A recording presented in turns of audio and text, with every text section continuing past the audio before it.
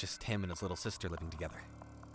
And yet, he was terrifying. His entire existence was in her control. She would feed him from her mouth to his. She pulls in a girl from the hair, her mouth taped and her body tied up. The manager of the club her brother was in.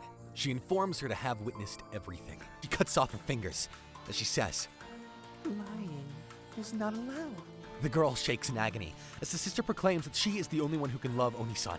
"Congratulations! You're dead! No, I mean, my condolences." This is what a fairy just announced to a boy, who's rightfully so confused.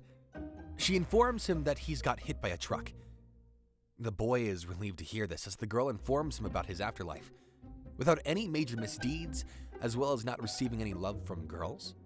On the other hand, when he turned 18, his parents were involved in a traffic accident. Since he had met with a lot of troubles, he will receive special treatment in his next life. A rich family, a beautiful appearance, excellent talents, as well as keeping his memory. Lots of bonuses that will make him happy. However, it will be a reincarnation to another world and not Earth. And if he reincarnates in the same world as his acquaintances, he can be reunited with them. The boy shouts, wondering about his sister, to which she confirms. He informs her that his sister was also hit by him and wonders if she has met her end, to which she also confirms, involving that she will reincarnate in the same world as him. This angers the boy, as he was hoping that he would be finally freed from that devil. He runs away, not wanting to be reincarnated. The water under him goes soft as he starts to sink. The girl demands him to hide himself and to make sure his sister never finds him, as she promises to always protect him. The boy loses consciousness as he starts to hear a baby crying. A girl dressed as a maid and named Anneli comes up closer and closer. His vision is blurry as he wonders where he is. He finally catches a glimpse of her, as he notices her patting him clean. Anneli, maid of the Libra family, and he is Jack, a baby. Currently, this girl is changing him as he overheats from embarrassment. It's time for breastfeeding, and decides to bring him to his mother, Madeline Lieber, and his father, Callum Lieber, who's jealous of him since he isn't even one, and already gets to suck on Madam's... well, you know. Madeline feels disgusted by him and demands that he stop saying such vulgar things in front of Jack, fearing that he becomes the kind of kid who flirts with every woman every night. Like a certain person, she promises to raise him properly and live a happy life. Jack recalls that that's true, and this is exactly what he had wished for. A kind and happy family, but, well, maybe he's not their real son. Maybe he's even a usurper who's taken his position by force. And that's why he will become Jack. And even if his soul is false, he vows to respond to this love, determined not to let it shatter like it did with his old family. In order for his sister to not find him, he has to hide, run away, and not overdo it. It shouldn't be difficult, as he's a totally different person, as long as he doesn't do anything out of the ordinary, and doesn't use the knowledge of his past life to make this land prosper or become a hero, or whatever hints at him being reincarnated. She shouldn't be able to find him, but she is far from ordinary, as she might result to devilish strategies. 3 weeks later, as Jack is flying in the air, uncertain of what is even happening, the maid rushes to call out to his parents, as he panics for standing out. The parents are ecstatic for their child to show a manifestation of spiritual arts at such a young age. The dad has shown this at the age of 4, and rare are the children who can show it after their birth. The father prepares a speech, explaining that in their bodies there exist spirit fragments that have been there since childhood, and thanks to it, he is capable of floating. Everyone possesses it, but without a doubt, Jack is special, as the father decides to do his best to perfect his son's talent and use it for good. Jack, determined with his cute weeny little hand to use his power to protect everyone from his sister. They start to educate him by reading books such as The Genesis of the King of Spirits. The king, with his unparalleled wisdom and wearing the Ring of the Gods, was fallen by spirits that were equal by nature. There was a time when the world was filled with nothingness, but the door was opened and the king was there. The clear sound of the waves was heard in the king's ears. This is the first creation. The king threw the ring into the void, and in an instant, water spread into an ocean. This is the second creation. And then the spirits. The spirits holding the whip strings of the earth, the sky, the water, the wind, and all the other things, and agreed on the laws of the world below. This is the third creation. The maid explains that the spirits are the world itself, as they are important on a day-to-day basis. She lifts her finger and lights up a fire from it. When she cooks, "Let him cook!" Humans use the power of the spirits to sustain life, as it has been this way for millennia. There are 72 spirits in total, as well as 72 spiritual arts, as well as different races such as goblins, dwarves, and more. The spirit resides in the person's body, and Jack's spirit is named Andre Lufus. He uses the power of the wings of desertion, capable of making everything he touches weightless. According to legend, in the past there was no distinction between heaven and earth. Everyone was free to walk through the various places to tell their story to the whole world. But as a result, the clash of different languages, ideals, and beliefs prevented people from living freely. Andrea Lufus was worried about this, so he used invisible chains to bind the humans to the earth. As Jack is playing with his toys, he notices something. Chains are wrapped around his toy, surprised that he can see them using something different from the five senses. He reaches out to touch it as he breaks it free from gravitation. He wonders, there is something there, but it also feels like it's not. And if he touches it just a little... The toy goes flying at very high speeds as it bounces off in all directions. The maid comes in to bring him clothes as the toy bounces and hits her in the eye, but she isn't hurt. She isn't even sure if something had touched her. It didn't leave a scratch or break. This means that the floating objects don't deal nor take damage. The maid puts Jack in a basket and leaves the house to go get groceries. The devious Jack takes this as an opportunity to run some tests. He uses the knife to cut the floating apple. This fails. However, the floating pot is affected by the fire. In short, when Jack floats, he is practically impervious to injuries except for fire. The only thing remaining to test is the surface of the attacks. You can't inflict damage with floating objects as the weight is needed at the time of the impact. Just like how the toy hit Anneli and fell to the ground because Jack lost his concentration. That means that as long as he diverts his attention to something else, the weight of the object will return. Back to his room, Jack uses his ability on the toys again, wondering how to hold these things and if there are limits to what he can control. Suddenly, his father barges in, impressed that Jack can already use his ability in such a way. He praises him. Jack thinks that just when he was about to set a new record, he got interrupted. But even when he is living peacefully with his family, he still worries about his sister coming to ruin everything. Back then, his parents died at the time he graduated high school. Since then, it was just him and his little sister living together. And yet, he was terrified. Even when she would cook for him and show him love, his entire existence was in her control. She would feed him from her mouth to his, deviously asking if the vegetable stew mixed with her saliva was delicious. He starts to puke as she wonders how he can spit it out and waste food, as she deems that this behavior deserves a punishment. He reaches out from his chair as he shouts in denial. Meanwhile, she pulls in a girl from the hair, her mouth taped and her body tied up. Tears gather in the girl's eyes as she shares a glance with him. The sister kneels down to address Kawaetsu, the manager of the club her brother was in. She informs her to have witnessed everything. Last year, on July 27th from 3 o'clock, 43 minutes and 32 seconds, 2:54 seconds. In those 24 seconds, like a fucking bitch in the heat, you laid your lustful eyes on Oni-san. Am I right? The girl mumbles under the tape, just as the sister is about to free her. But she cuts off her fingers as she says, lying is not allowed. The girl shakes in agony as the sister proclaims that she is the only one who can love Oni-san. And yet, Koetsu decides to fall in love.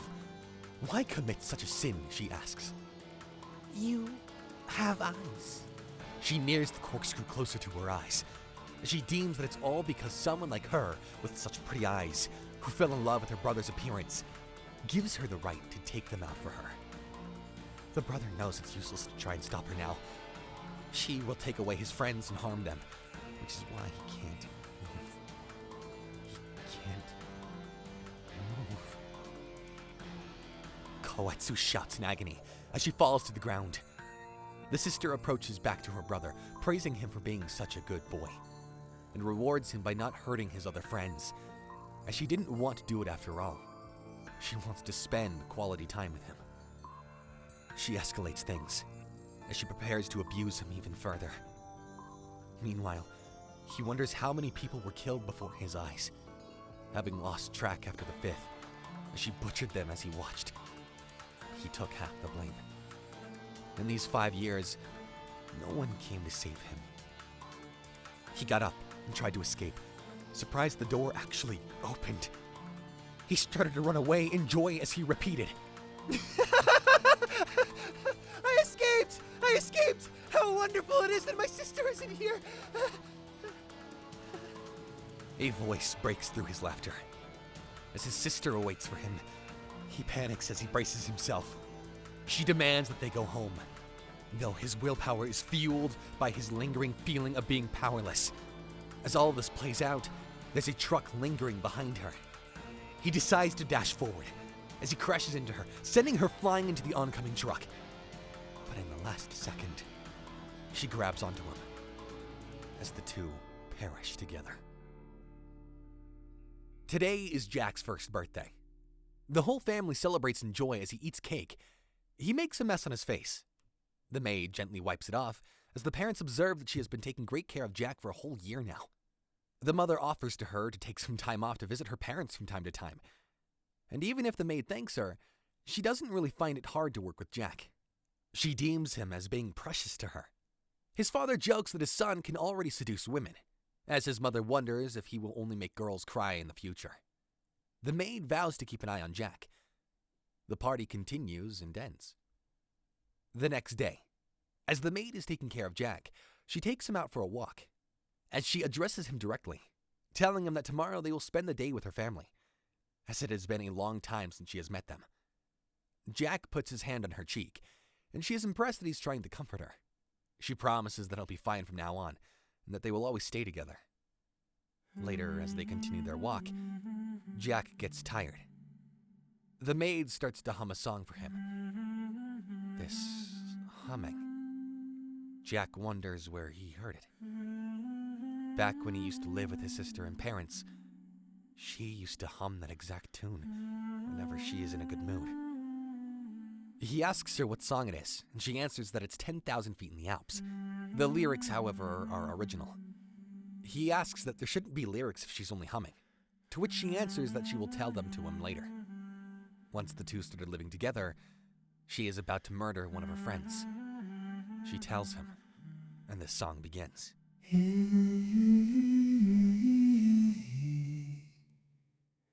How dare you make a pass at him? Now you won't see him again. La la la la la. Jack wakes up startled as he wonders about where this place is, seemingly different from the usual path they take. The maid sings. Hey, hey, hey, hey, hey. If this forest through we go, brothers and our utopia will show love, love, love, love. Jack realizes that the maid is in fact his sister. It's been a long time since she's seen her family. She asks him if he is awakened, glad that they can finally meet again. It's been 15 years, hasn't it, Nisa? Chapter 2. Struggle for Survival. Thanks to Jack's reaction, she is now sure that he's her brother. She recognized him regardless of his name and face being changed. She scolds him as she wonders why he still treats her like a child. Jack comes to understand that common sense doesn't work on her, and even the goddess told him to run away from this monster.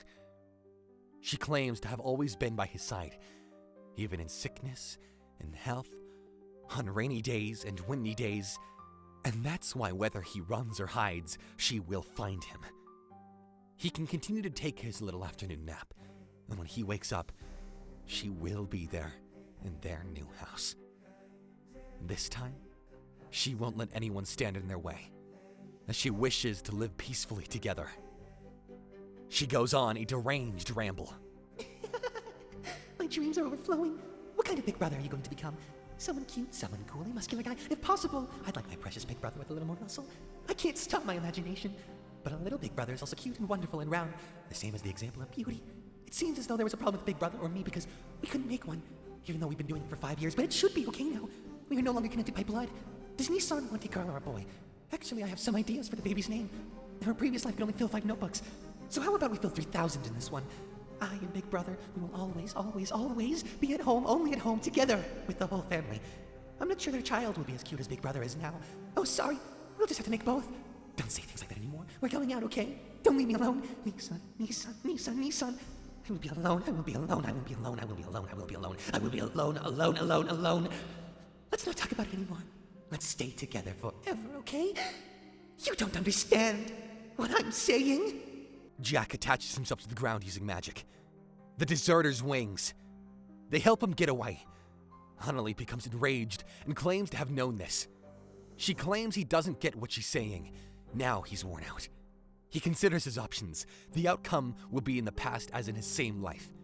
Even if he escapes to the mansion, he must beat her in this place because of this. He was unable to touch her, not even as an adult. He wonders what he can accomplish with this infant body. He attempts to stand. He thinks it's true, that he hasn't made the decision to use his desertion wings. He pledged to keep everyone safe. Take or give something away. She and he are engaged in a fight. He won't allow her to take away his life or the people who mean the most to him once more. When she calls, Annalie wants to know where he is. With the power he possesses, Jack questions what he should really do. Throw or drop something? He considers tossing her into the air and putting her to sleep afterwards. She hasn't stopped calling, telling him to hurry up and come out. She uses Annalie's fire to burn the tree and gives him instructions to wait for her response. Spiritual arts of the fire kind. The first light of daybreak. She sets every tree on fire. She threatens to burn everything if he doesn't do what she says quickly. He can't flee to the sky because of the smoke. She'll burn the mansion and asks if he knows if he can keep hiding. Jack inquires as to what's happening, assuming that Annalie was merely producing a tiny fire with her spiritual art on the tip of her finger. How can he ensure that it doesn't come in contact with him? After floating off, he touches a rock and uses it to float while preparing to use it on his sister. She sees it coming before it gets closer, and that's when he tosses it at her. Jack finds this surprising. He floats higher as she rushes to him. Jack is left wondering if Annalie could use the desertion wings and why the rock stopped. No, each person can only use one spiritual art, he says, brushing it off. That ought to have been a fairly obvious thing. He is startled by what's happening and becomes unsettled while floating. He has the impression that he is trapped. He's immobile. She tells him that she's glad he's playing hide and seek with her in an attempt to prove something. When Jack sees Annalie's hair tied, he knows she did it. That's what stopped the rock a while back. Her hair was the cause. She claims that destiny has bound them together. Jack makes every effort to get out of her snare. He understands that the dawn light does more than just make fire appear at your fingertips. The spiritual art operates in a highly flammable manner, much like gasoline. Her body was tailored for this. She burns things with it as fuel. To put it briefly, the hair that is spread out in the forest resembles a match. That's how she lit the distant trees on fire. She catches him and trims his hair. Jack acknowledges that he's been discovered and is unable to escape. Still, she's not right. He is not limited to avoiding material things alone. Suddenly, there is a wind. She's taken aback by the sudden gust of wind. He took the weight of the air from her with the wings of desertion. It's challenging to make anything you touch weightless, though. He can now steal the weight of the heated air since it's adhered to his body. The air's particles enlarge to make it easier for Jack to touch them as the temperature rises. The air pressure will decrease as the weight is released, and the weight will vanish as well. There will also be a change in the surrounding air pressure. Additionally, in this area, the air will condense. The wind will, in a nutshell, explode. We can now see how she will burn with her unique body. He gives her complete freedom to savor it. Jack, starts to float away from her as she flames up, saying she doesn't need it. She takes her hand away. Jack, who is falling, finds it hard to comprehend that she donated her own hand and used the blast to move her body forward. She still exudes vitality. She grabs him once more and remarks, Isn't that horrible? I had such a beautiful appearance. But it should be okay, right? Jack is going to throw up. She calls him and asks him to give her his love despite her current state of being. She is still grateful that she has her brother despite everything. Jack somehow believes he must remove her burden. All he has to do is toss her up and let her fall. Jack is still afraid of her, even though she keeps calling him and wearing her spooky face. Jack is aware of the chains. The chains that held him captive during the 5 years that the devil tormented his soul. He's beginning to lose hope that he can get away from her. She found him even after he was reincarnated in a different world. She refers to him as mischievous and asks him to wait while she gets ready. Nothing has changed, just like it was before. His arms and legs were bound. It's similar to witnessing his buddies get messed over. He couldn't even move when this was taking place. She scares him, so he gives up trying to resist. Absolutely nothing has changed. The outcome remains unchanged. He was reincarnated, but it didn't change his situation. Jack is making every effort to keep fighting. For 3 months he trained, but for what? He endured this much, but at what cost? He questions whether it was his own intention to stop these things from occurring in the future. The unseen terror that restrained him for years. He thinks he can use both his hands to tear them down this time. He appears surprised as a feather appears to float in the sky. His body begins to absorb a power that gives him the strength to break free from the chains. When his sister notices that he is still being held, she becomes curious as to what is going on. Something begins to descend from the heavens. The earth begins to descend. It's not your typical spiritual arts. In her opinion, it seems like this power would be sufficient to rule the world. Her brother is undoubtedly a true spiritual roost, and she wonders if that could be the case. The original spirit is the one that is distinct from the spirits that the majority of people on this planet possess. Its possessor commands power that no one could say originates from the world itself. Within this world, there are 72 individuals who possess one of the 72 original spirits. One of the 72 original spirits is now standing in front of Jack. These are known as spiritual roosts. It is also the source of his strength. A gigantic bird with deserted wings. It also represents freedom. Sir Andrea Lufus, the 65th of the original spirits. His sister is amazed and remarks that it truly deserves the man she loves. He's unmatched, she tells him.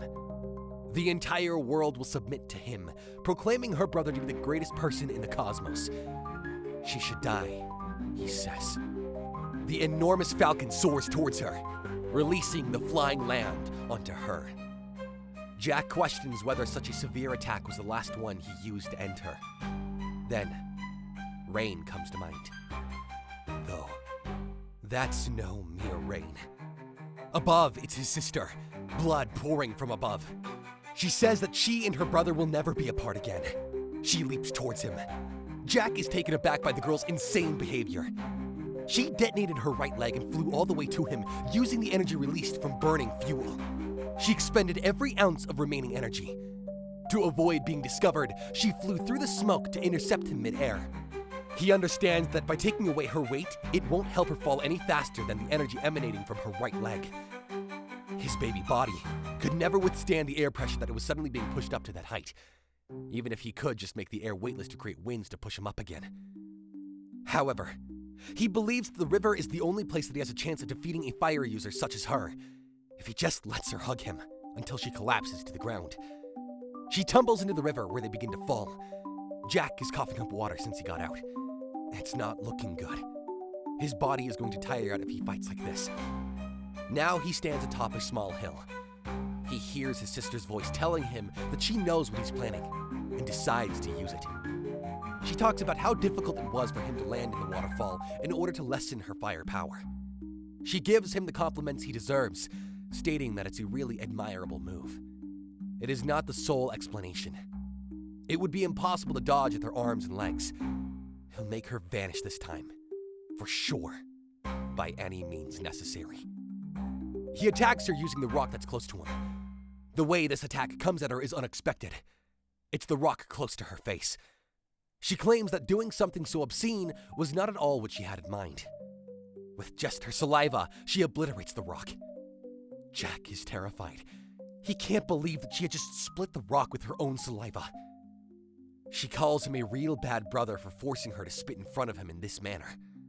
Now how will his sister keep up her girlish appearance? She strolls towards the cascade. She calls her brother and reaches out to grab him. With his 1-year-old body, he's really her wonderful brother, she says. She is able to love him so much because of all of that as well. Her love for him is unstoppable, even in the face of things like bloodlines. And for that reason, she will ultimately prevail. She is going to erase everyone. Though there are single droplets hanging in midair. When she looks up and sees, she becomes terrified. She wonders if he took the waterfall's weight with him. While she was preoccupied with chatting, he noticed that she had finally realized. Bit by bit, he was removing weight from the water in the waterfall. It would have been difficult to not notice the waterfall because the water had kept falling from it. If she had noticed it sooner, it would have been too late. The purpose of his preemptive rock attack, which was deemed ineffectively physically, was to give her the impression that he was down to his last card and could only levitate objects.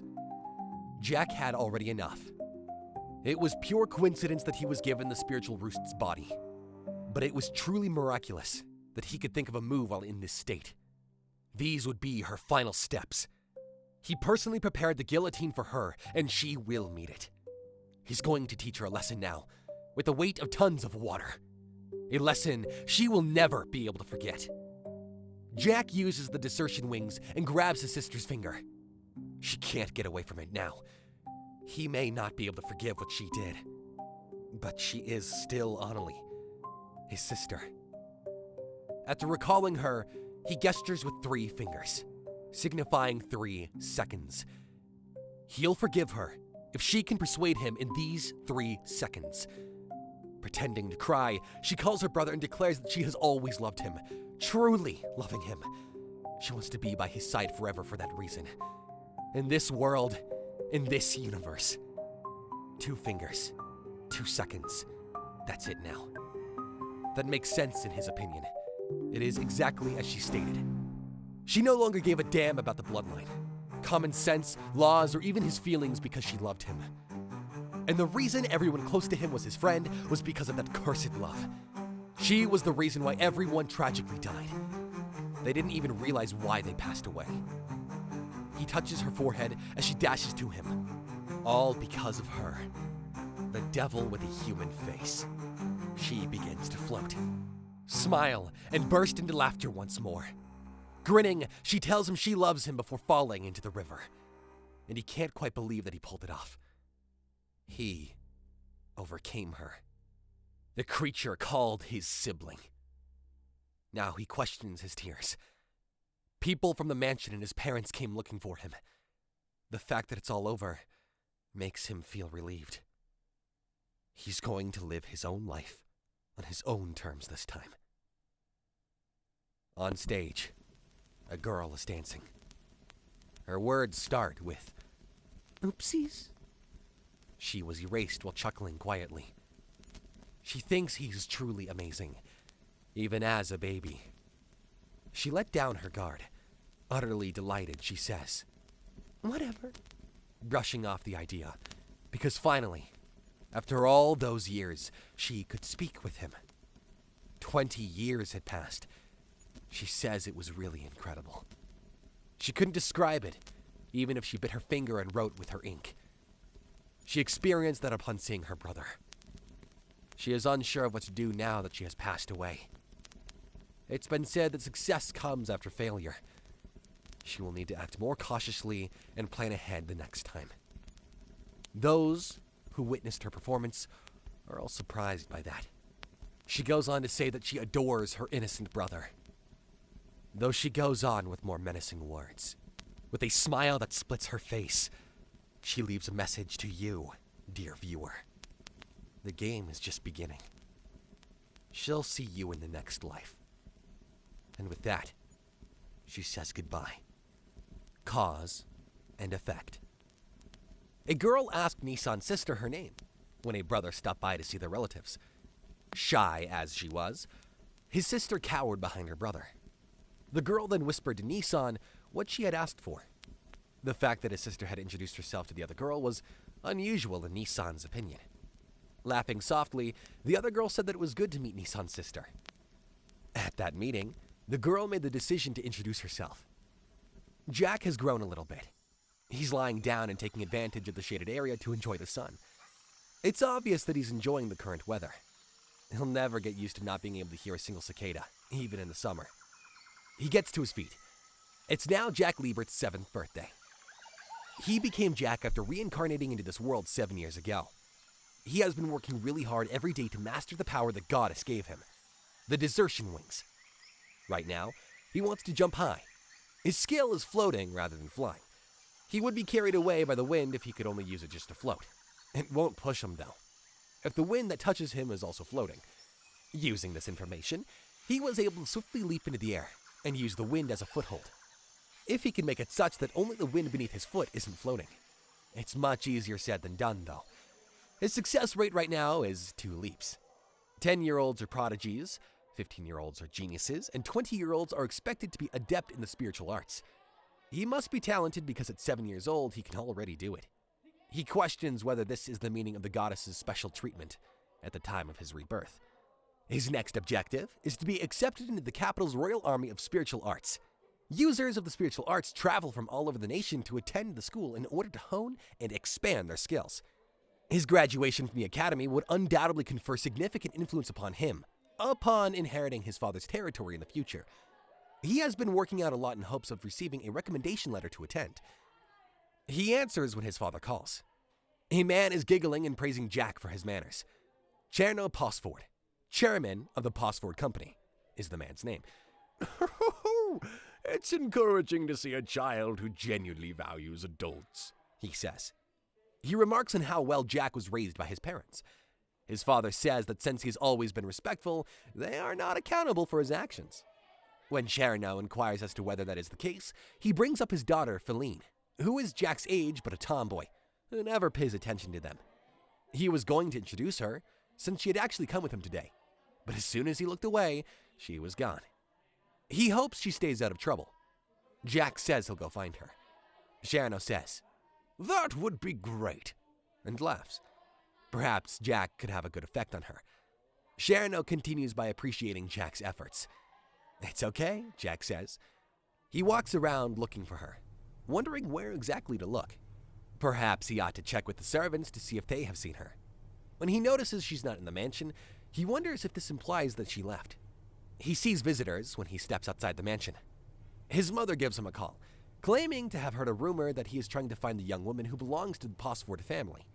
In response, he says that he is. But he came outside to look for her because he couldn't find her inside the mansion. His mother advises him to avoid going too far outside and exercise caution. Respectfully, he affirms her request. Jack notices that his mother rarely hosts guests and wonders how she got to know them. After approaching the guards, Jack notices a rabbit and enters the garden. He queries its source. He sees a gap in the wall of the fence. Examining it, he wonders if that's where she went.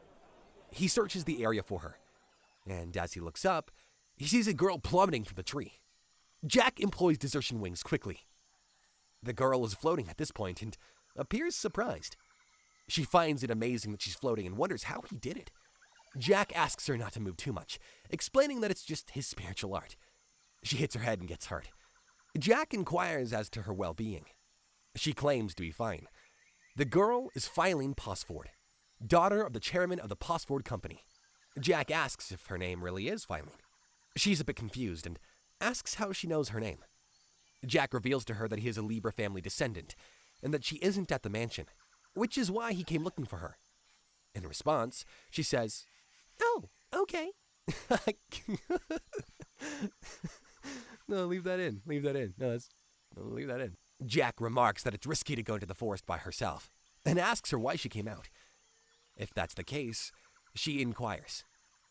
Jack seems to have forgotten that not all 7-year-olds could behave in the same way. She gets to her feet quickly and ponders some more. Then, after Filene notices a large field, she tells Jack that they ought to go play together. Jack tells her that they must return to the mansion, declining her offer. Then Filene calls on them to leave, urging them to come on. He was dragged away before he could finish speaking. Feeling sentimental with silky, chestnut-colored hair, her face shifts back to him. She asks for his name over the phone, mentioning that she nearly forgot. Jack sees a friend from his childhood in her face. They practically appear to cross over. Instead of calling him by name, she refers to him as Jack-kun. He remarks that she seems to be lacking the letter K. He tries correcting her, saying, Jack Lieber! When she calls him Jack-kun, she exclaims that she's got it, then moves on to mess up his name again. She remarks that that's what she said initially, though Jack informs her, and he brushes it off with a whatever. As they stroll alongside one another, she sings his name. Jack wonders what he should call her. She says that Phil is fine. Jack asks whether they can return to the mansion after they played for a while. Then Filene is drawn away by a fly. They are in the expansive area she alluded to. The view appears to be breathtaking. Jack thinks it's awesome. He tries to stop Filene as she starts chasing a fly. She collapses after telling him to come look at something. When Jack checks in on her, he sees something. A girl is lying down. Jack is taken aback by the discovery of a corpse. Filene inquires about the girl's survival. That's when Jack chooses to feel the girl's pulse, and she begins to move. She has ears, and he's surprised that she's an elf. Fearfully, Filene screams. Jack advises Filene not to flee. Jack feels afraid. That's when the elf lady says that she's hungry. She struggles to get up, but falls on Jack. Melon's all in his face. Jack was 7 years old. It was summer, but he was hearing no cicadas. On that day, he got to know Filene. A large-breasted elf woman had collapsed. He senses that they're warm when they first met. He fed the elf lady, and as everyone looked on, she devoured a large portion. The food was delicious in her opinion. According to Filene, the elf lady is a glutton. The woman remarks that nothing she ate could really be considered breakfast. With a laugh, Callum remarks that there is a lot of food. When Jack and Filene were questioned by Jack's mother about what had happened, they replied that they had discovered her unconscious in the forest. She introduces herself as Raquiel. Some time ago, she set out on a journey from her home. She neglected to consider running out of food, though. Jack queries how that could be. Filene asks why she's traveling. She claims to be attempting to gather spiritual artwork. What does the elf mean by gathering spiritual arts? Callum wonders. She is asked to explain by Filene. Then Raquiel says that if she showed them, it would be simpler. She makes use of both the hand of the ocean and the light of dawn. Raquiel responds that it is impossible for her to use more than 2 spiritual arts, when Callum questions her about it. Jack is taken aback. However, Raquiel claims that she can do it because of her artistic plunder of God's will, the art of the great spirits, Sphax, which rules over theft. This is the plunderer of God's will. Is it possible that her spiritual arts enable her to appropriate other people's spiritual arts? Callum wonders. Raquiel concurs, adding that it specifically enables her to mimic them. The technique's original owner will continue to have access to them. Jack is dumbfounded and ponders the nature of that ability. She is able to replicate the spiritual arts after recognizing them and seeing the original practitioner employ the method. She is limited to using 2 different forms of art at once, though. She says that there's a complete sham and inquires as to whether it's comparable to how a mentor trains their apprentices. By gathering, he claims. She is implying theft. She concedes, explaining that she reasoned that if she tried, she might eventually find what she needs. He also inquires about the duration of her trip. About 80 years, she says. Jack thinks that she has a different perspective on time because of the way she says as if it's only been a few months. Callum expresses regret for all of the inquiries. She assures him that it's all right and that he should take it as payment for all the food. Does she have the wings of desertion in her collection, he wonders. After giving it some thought, she says that she believes that she may have it. It's the skill that lets one take the weight off anything they come in contact with. He inquires about her present and future plans. She claims that she hasn't decided to where she will travel to next. In that instance, he states that he has a request. He inquires as to whether she would like to spend some time in the mansion. She's taken aback, adding that she can't take advantage of her hospitality. Reassuring her not to worry, he requests that she teach his son the use of spiritual arts in return. Jack is taken aback. Is this not too a bit abrupt? Jack asks his father. Then he asks if that's not what he wants, pointing out that Miss Raquel has used the wings of desertion before and that the elves are renowned for their extraordinary talent in spiritual arts. Plus, who wouldn't want a cute girl like her as their tutor above all else? He gets called out from his wife, who is obviously upset that he is praising a close friend of theirs. It's a joke, Madeline, he tells her. Raquel says that she's not sure yet. She wants to first see his son's abilities before deciding. Jack questions what she could possibly teach him. He sees it as a chance to flaunt himself a little. Filene is impressed by the enormous rock he is carrying. Though Jack is only a child, Raquel is impressed by his ability to lift such a large amount of weight. She questions whether he could be Andrea Lufus's special heir. In terms of output level, she has never seen anything like it. When Jack's teachers realized he was stronger than them, they all quit. He's curious as to Raquel's thoughts. She says, "I see," and believes that he has a lot of potential. She leaps into the air while using a power. Jack is in disbelief and baffled as to how she can jump so high so consistently. As she approaches him from behind, she asks, "You can't do this, can you?" She asks Jack if he believes he is a genius while carrying him. Although his output seems amazing, she says he seems to be uncontrollably expressive. Shouting that he understands, he begs her to release him. She hugs him and asks if he understands, telling him to address her correctly if he wants something from her. "Please let me go," he says, indicating that he understands, and he addresses her as Master. She disappoints him. She extends her hand to him and reiterates her name, Raquel. She is happy to meet him and will be teaching him from today on. His hand is getting closer and closer to a new encounter and a new life. The return of feelings destroyed in his previous life. Though an ominous voice cries out, claiming that everything is going well as anticipated. Raquel starts teaching him the spiritual arts a few days ago. 1, she starts by reminding him that spiritual arts are essentially the third arm of the body. 2, he won't always think about it when he moves his arms or legs. 3, he must come to the point where practicing spiritual arts comes naturally to him, much like walking. He won't feel the weight if he uses the wings of desertion on her. Raquel is sitting on Jack's back while he performs push-ups. He's slow, she says. Breathing heavily, Jack says, "Evil elf," calling her, though she knows he's not used to push-ups. She hits him on the head and tells him to call her Master.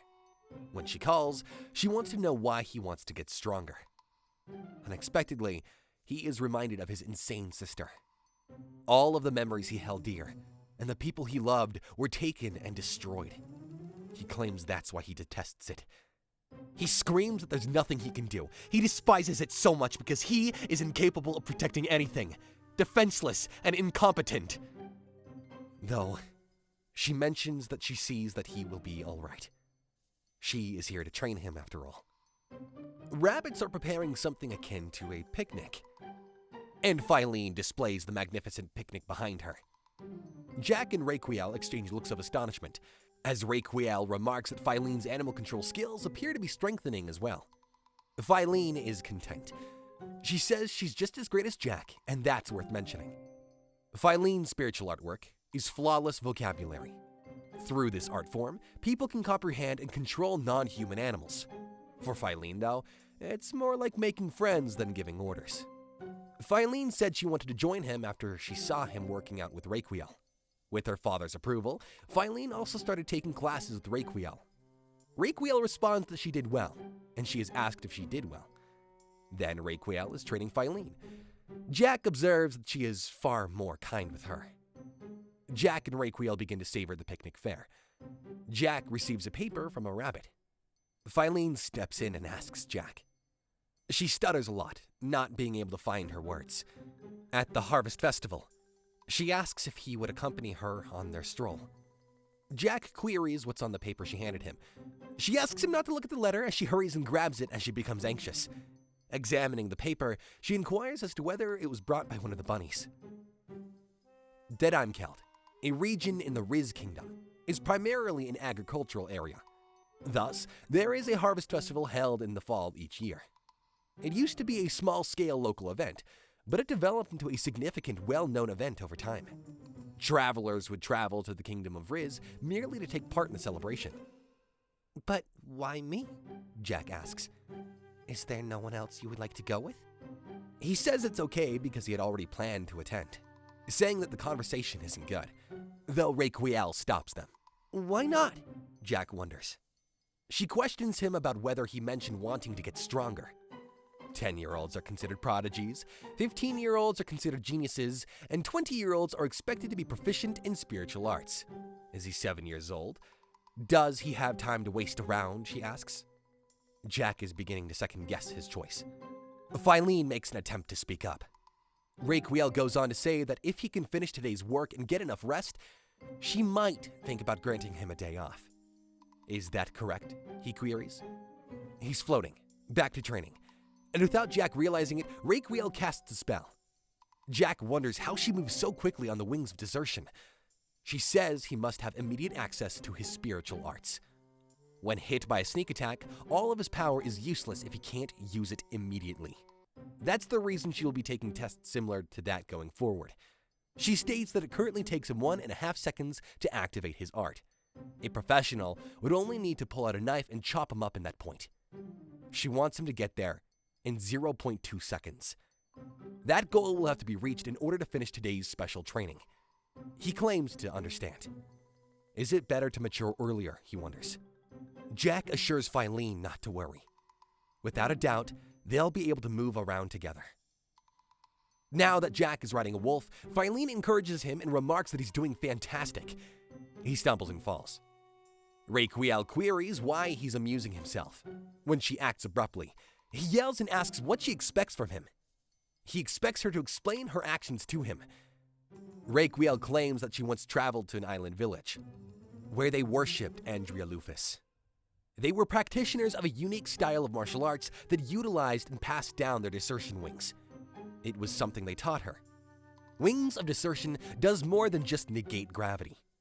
It is a power that is supposed to have an impact on the world itself. Jack queries the meaning of the world. Jack thinks he gets what she was trying to say. Inertia, gravity, and pressure. To function, Wings of Desertion would require the disruption of countless forces. The objects suspended by his arts are proof that there are other forces at work besides gravity that influence objects. He wouldn't be able to throw the objects around if all he did was eliminate gravity. They would only shift slightly. He won't be thrown off if he floats when the wolf turns because there won't be any inertia. He believes that this lesson is an attempt to teach him that. She assures him that he will be able to activate instantly in emergency situations if his body becomes accustomed to using spiritual arts. She had previously demonstrated to him her knowledge of martial arts, her high-speed maneuvering technique, her swallow, and her albatross jumping technique. He can pick up on the skills with enough repetition. Is that something he can do too? He wonders. The dog has returned, Filene says as she breaks them off. Jack questions if she just referred to the wolf as a dog. Jack is asked by Requiel on what he will do. Jack ponders what to say. He is a child endowed with extraordinary power and adult intelligence, but he lacks the common sense necessary to use it. So, he will act accordingly. He'll put everything into this training. He will be successful this time. Jack struck a deal with Filene, and ever since, his instructor, a demon-like creature, has been giving him severe training. When they take a break, Jack is worn out. Flash forward, and they arrive at a mountain's edge. When Requiel pushes him, he barely becomes buoyant in time. As Jack ascends, he inquires about her actions and wonders if she is trying to off him. These kinds of surprises were common throughout his training days. Still, he persisted in moving forward. He practiced, rode the wolf's back, and avoided falling. He also made an effort to maintain control and not lose it. Raquel would throw rocks to make the wolf ride more difficult. After tumbling off the wolf, he now faces Raquel. She informs him that he has scored 0.5 seconds. Raquel tells the surprised Jack that he can leave. "Ah," she says, "the festival." Jack remarks he is welcome to attend, but she has been pressuring him a lot lately for a reason. In essence, he is growing at a rate that is several times quicker than other kids his age. He picked things up 3 times quicker than she thought he would in this short amount of time. She gestures to him and says that her student should come first in her role as a teacher. She can't abandon him in this manner. They do have to go to the festival together, she says, touching both of their heads. Philene is buzzing with anticipation. She leaps to embrace Jack and asks if he heard her, before telling him that they can attend the festival. Jack is appreciative of his boss. The festival was starting later that day, and it looked like a lot of fun. Philene questions Master's whereabouts, and Jack suggests that she might be over there, because he believes there is an interesting competition going on. That's a great idea, in Philene's opinion, and they have to go there. Jack tries to bring up something else to Philene, but she's already left. He turns to see Philene examining some merchandise. When Jack inquires about her activities, she reassures him not to worry. Jack finds the items up for sale to be quite attractive. Does she want one? He asks. She replies that she does, but she's not really that girly. Jack asks what she means. Everyone tells her that, according to Philene, it's said that girls should be more girlish, and that they should be more ladylike. She doesn't need it though because she isn't like that. Jack requests one of them from the seller.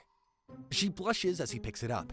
Jack says that even if she isn't exactly ladylike, if that's what she wants to be like, then a good start would be her appearance. He asks her to lean forward a little bit. She's entranced by the bow, though she adds that something this pink wouldn't look good on her. Though he tells her not to worry. She looks fantastic in it. He tells her that she'll look good in anything because of her cute face. They clasp hands as he asks her to accompany him. She asks him if he finds her attractive. Jack gives her a fixed look and tells her to keep going. She becomes enraged and orders him to stop playing games with her. Though, abruptly, Raquel shows up and proceeds to fall over on Jack again. She seems worn out. Jack yells, asking how much she drank, saying she smells like alcohol. She claims that she is sober, though he remarks that's precisely what someone who is intoxicated would say. Jack remarks that she seemed genuinely excited about the festival, and that perhaps she only said yes to be able to attend. That's not true, she says, grabbing his mouth. She is confident that he will be able to gain strength because he has been making great progress. She had assumed he would just be another spoiled brat with a little talent when she had first been asked to tutor him. All of a sudden, they hear music. Raquel says that they should go have some fun, and Philene gets all fired up. Jack's hand is taken by Philene, who says they need to go exploring some more. He asks her to stop pulling on him. He understands. Raquel watches them dash off together, observing their childlike wonder take over the atmosphere. At night at the mansion, Jack asks about the Crimson Cats, wondering what exactly they are. Callum questions as to whether or not he's really heard about it. He says he'll tell him and Philene for their safety. Callum also says he's discussed countermeasures with Mr. Postford. Callum says that the Crimson Cats are a bandit group that has terrorized Riz for years. Those looters and kidnappers did what they wanted. Reports say 30 men are proud of their strength. Callum says their leader is probably a first-class spiritual user, and a woman, while Jack listens carefully. Callum says they shouldn't go outside at night. In daylight, they should be careful. He advises them to report suspicious activity to adults. Callum tells Mr. Posford and Philene to stay the night there because it's dark, and Philene is thrilled to have a sleepover. After that, Jack bathes and wonders what happened. Philene asks Jack what he wants to do, and Jack says he wants her off of him. Raquel tells them to take a bath first because they're dirty. Philene wants to take a bath with Raquel, but Jack refuses and asks if she forgot that he's a man. Raquel tells Jack to worry about that when he's 100 years older. Jack believes elves have 100-year-old timing, After that, Filene and Raquel wash, chat, and exit the bath. In the bedroom, Filene announces that she, Jack, and Raquel will sleep together tonight. Jack notes that Filene doesn't act like someone about to enter the bed as she jumps onto the fluffy bed. In bed, Jack turns off the light, and Filene hugs Raquel, saying she's warm. Jack realizes that they feel like a family. In response to Jack's request to move forward, Raquel tells him to go ahead. Warmth makes Jack feel safe. Raquel's sweet scent relaxes Jack, making him want to do more. Raquel calls Jack a pervert for accidentally grabbing her melon. Raquel says tomorrow's basic training will be 10 times harder, while Filene shouts that she just wants to have fun. Filene asks what they're talking about. Raquel says Jack was touching her melons, and Filene calls Jack a pervert, but Jack says it wasn't intentional. Jack and Filene have some friendly back and forths. Raquel says it's nice that they're having fun as childhood friends, smiling. Raquel promises they'll grow up together and walk side by side, which is good. However, Jack doubts its specialness. He doesn't understand and thinks it's because he had childhood friends before. Filene says Raquel is her childhood friend because they are friends, to which Raquel replies yes, and Filene says she loves him. Raquel asks Filene what she likes about Jack. Filene says Jack always shares his sweets, he likes playing and walking with her, and Jack thinks that she's more or less describing a pet. Filene adds, though, that when they're together, Jack is very kind to her. Jack is pleased, and Raquel agrees. Jack seems to like her, but he questions it. Raquel asks Filene if she wants to marry Jack when she grows up. Jack gets shy. He thinks it's a direct question and wonders if she knows that even kids can be uncomfortable. In response, Filene hesitates and shakes with anxiety. Filene shyly answers yes, and Raquel pats her head, advising her to become a good bride. Filene joyfully advises Jack to be a good husband, prompting Jack to ask if they are going to get married. Filene is giddy, hugging her pillow and kicking her legs, and Jack lets it go. They fall asleep again while Filene quietly wakes up Jack. Jack gets scared when Filene enters the blanket, since they're close. Filene tells Jack to be quiet, but Jack asks if she wants to talk. Filene reminds Jack that he should be getting a gift soon. Jack tells Filene that Raquel told him it would strengthen him and wanted to give it to him the next day. Filene suggests getting something for Raquel, and Jack says it might make her happy. Filene suggests that they go shopping on their next day off, and they promise. Filene asks Jack if he means what he said earlier, that he said he'll try to be a good husband. Filene overheard a maid say something. She kisses Jack and says couples should do that. Jack asks if they really should, and Filene says yes and to remember it. Jack dreams of his old life when it snows. Someone and his sister make a snowman. Together, they want to celebrate. Jack just stares at them as they celebrate, and remember that's what happens on TV. The next morning, Jack and Filene wake up without Raquel. Jack greets Filene good morning, and she does too. Something makes Filene shy suddenly. Jack gets shy and he doesn't know what to say, so Filene laughs it off. Jack tells Filene that Raquel is probably not there, and she asks where she is. Jack leans in as he awkwardly laughs, and Filene holds his hand and tells him it's okay. Though Raquel enters the room with greeting them good morning, startling them as they were about to kiss. Jack tells Raquel that he may still be half asleep, to which Raquel says he's slacking off, and if she were an assassin, he would be dead by now. Jack asks for forgiveness. Raquel answers Filene's question about where she went. Raquel says the present she mentioned yesterday is ready, so she'll go get it. She'll be back in the afternoon, so they can do whatever.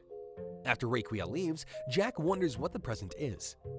After that, Filene shyly asks Jack if he wants to start over again, and Jack says to leave it for later, to which Filene accepts. Jack worries that so much has happened in one day and night that his opinion of her will change. In his head, he realizes that he really does have a soft spot for her. Filene happily says Raquel won't be back until afternoon, so they should go, but Jack objects. After Filene reminds Jack that they are getting Raquel a gift, Jack remembers and agrees to go and suggests getting her a gift before she returns, seemingly out of nowhere. Jack is lying on a castle cell at night. Jack wakes up when Filene tries to wake him. Jack panics and asks Filene about this place. He asks if it's a stone prison, and someone says he finally woke up. The young boy asks if they forgot things, if they don't remember what they're doing, and Jack asks about their arrival. They went to the market to buy Raquiel a gift. Both lost consciousness after buying a drink from a shady person. Jack concludes that those drinks drugged them. Jack says they were kidnapped, and Filene asks if he broke a plate. Jack then claims that the Crimson Cats, who his dad warned them about, must have kidnapped them. Filene says she remembers and asks if that's true. Filene says she can't remember them, as her mind was preoccupied with Jack. Jack thinks this is true because he got carried away and must have been hit hard. He's calm in the situation though, maybe because of his imprisonment from his sister. Jack asks the young kid if they were kidnapped. The young boy says they were attacked unexpectedly and couldn't defend themselves. He adds that the other kids are similar and have been there for a week. Jack worries after seeing these kids' wounds. The kids were agitated when someone arrived. Jack wonders what they're inspecting. They look ripped and jacked, and Jack realizes what his dad meant. Jack believes this is the spiritually adept female chieftain. The chieftain compliments Jack's nobility and understands that he might sail quite well. Jack realizes she knows he's a nobleman and wonders if she judged him by appearance. Her acquaintance asks her how many people she will be doing today, though the chieftain orders him to start the casino. Jack wonders how a casino could be in an abandoned place while the guard picks him, Filene, and another boy. The boy shouts that he doesn't want to go and begs him. The chieftain annoyingly kicks and throws the boy when he begs to do anything except this.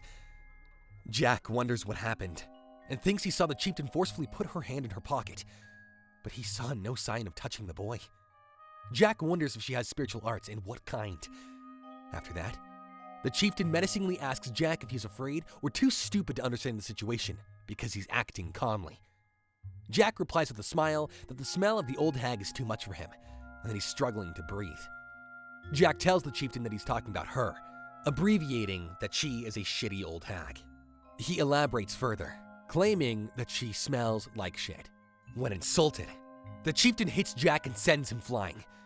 The chief rages that she is Vicky the Blood Leopard, the chieftain of the Crimson Cats, and anyone who mocks her will taste their own blood. After Vicky leaves with her ally, Filene checks on Jack. But Jack gets up without a scratch and says he's fine. Jack says he was floating when he was attacked. Jack thinks Vicky's foot kicked the floor, not with her arms or legs, so the impact came from a different direction. Jack says Filene was quiet, so he thought she would do something unnecessary. Filene says she was scared. Jack asks again if she gets scared, and Filene exclaims that she does. Jack then holds Filene's mouth and orders her to quickly notify Raquiel and his father of the bandit hideout. Filene accepts the order, and the boy asks how they will do it. Jack says he will see, and Filene calls for the bird. The small birds enter the cell and surprise the others. Filene tells the birds to find them and tell the mansion. Jack tells the cellmate that he has asked Filene to use her spiritual powers to communicate with the birds to get help, which may arrive in an hour and a half. The cellmates are thrilled after hearing it. Jack says he has several emergency contact methods for Raquiel. He's sure she'll respond immediately to any contact because she's like a spiritual arts department store. The boy says his name is Benny when Jack asks. Benny and the others should listen as Jack announces that he is expecting a rescue team organized by his dad in an hour and a half. Jack adds that he will first remove them. Jack asks Filene if she understands why they must do this, and she considers. Jack agrees with Filene that the bandits may take the prisoners as hostage when the people come to help them. He pats her head because she asked for it. Benny asks Jack where they are, and Jack says he's confused. Jack is relaxed because he wonders if he knows more about the spiritual arts, but he suspects wrong. Filene shouts that they are Justice's hero. Jack asks Filene why she said that, and she says Raquiel told her that he wants to be a justice hero and is training spiritual arts. Jack worries about Raquiel's teachings. Jack decides to roll with it and says that yeah, they are Justice's heroes. Jack tells them he will remove them all. The Crimson Cats then remove Filene, Jack, and Benny from the cell. Jack says he didn't expect the chieftain to greet them personally. This is VIP treatment. Vicky, the chieftain, says that's good and that it's okay for him to talk now, as he may never get to do that again. Jack thinks that with the underlings, they could have fled, as Filene and he can. But with 10 kids, things change. They must first learn their strength, geography, and intelligence. Jack sees a map and starts speculating about it. The place looks like an abandoned fort, according to Jack.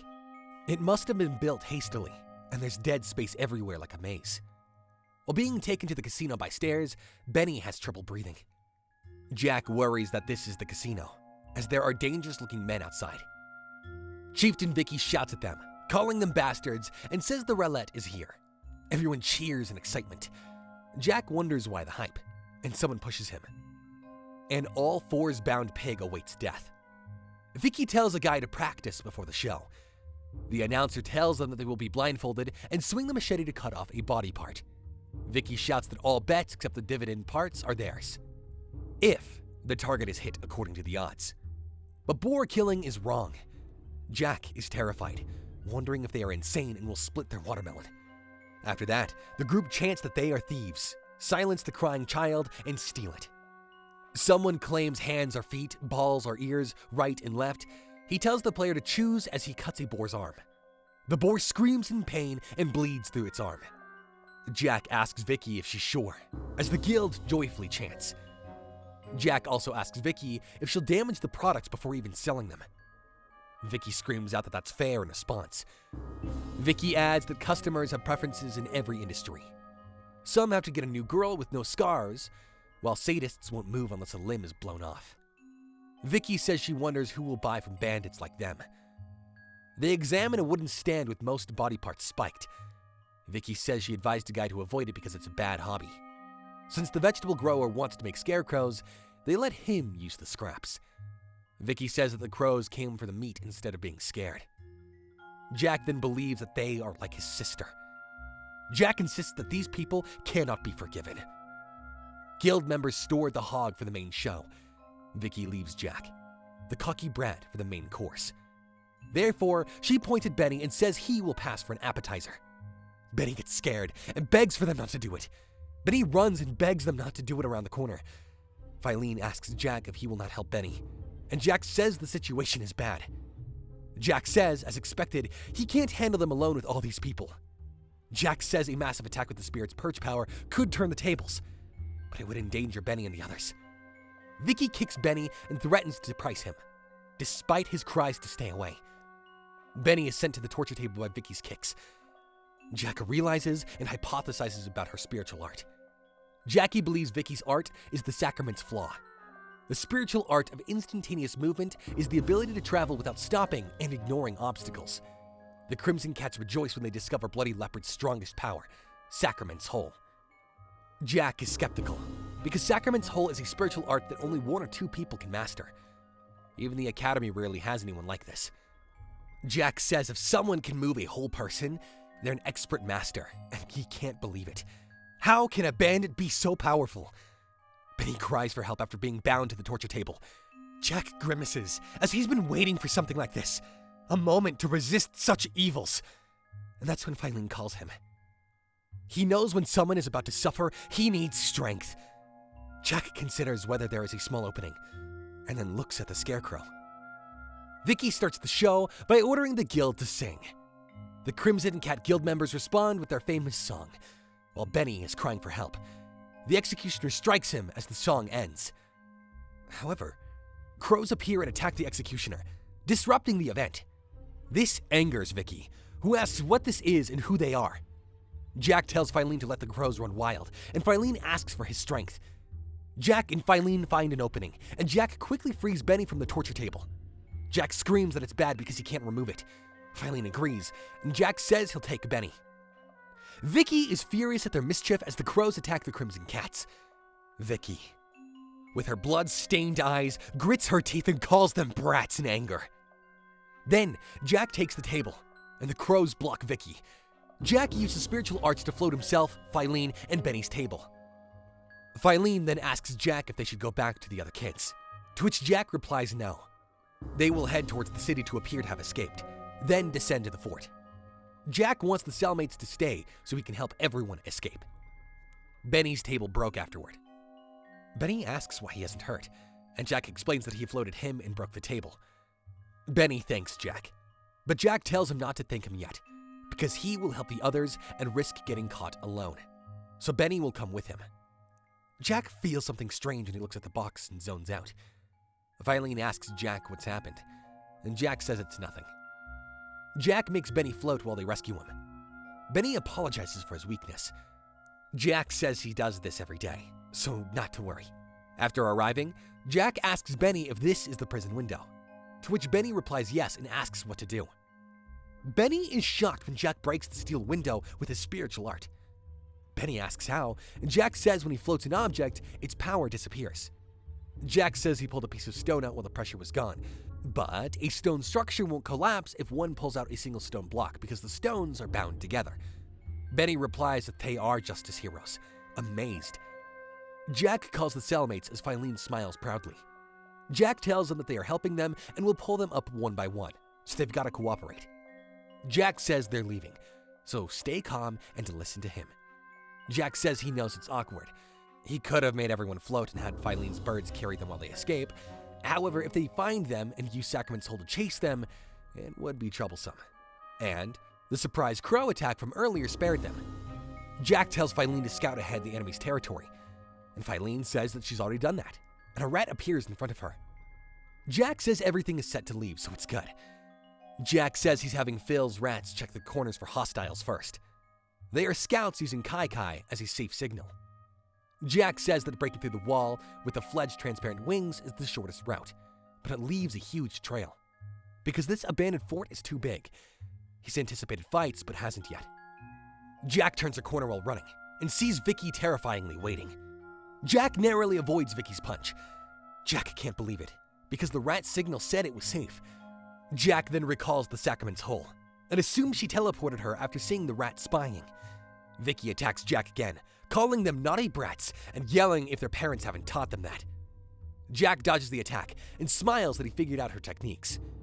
Then makes Vicky float and kicks her, sending her ricocheting down the hallway. Vicky hits a wall to stop, and Jack reveals that her attack is instantaneous hand and foot teleportation. Vicky angrily grinds her teeth and says she will tear him apart and sell him to the worst of the worst. Jack orders the cellmates to retreat, and when they do, Jack is looking for a place to hide. Jack wants to enter a room through a door. When they enter, Jack says the map he memorized says this room can hide more than 10 people. Cellmates examine the dusty abandoned room and question its condition. Jack wonders if the junks are to blame and realizes it's much smaller than on the map. Jack tells them to hide in this room and stay in the shadows until he says, thinking it's good because they can hide behind so many things. Jack and Filene then hide in a wooden container. Filene whispers to Jack that it's like yesterday. Jack says no kissing. Filene says she knows. They hear footsteps and humming in their room. His sister's torture memories come to mind whenever he hears a humming sound. Jack asks himself 3 times that it's okay. Jack says he needs to know if he's doing something wrong and to be careful because the opponent is an evil scum like his sister, and even the slightest mistake would be fatal.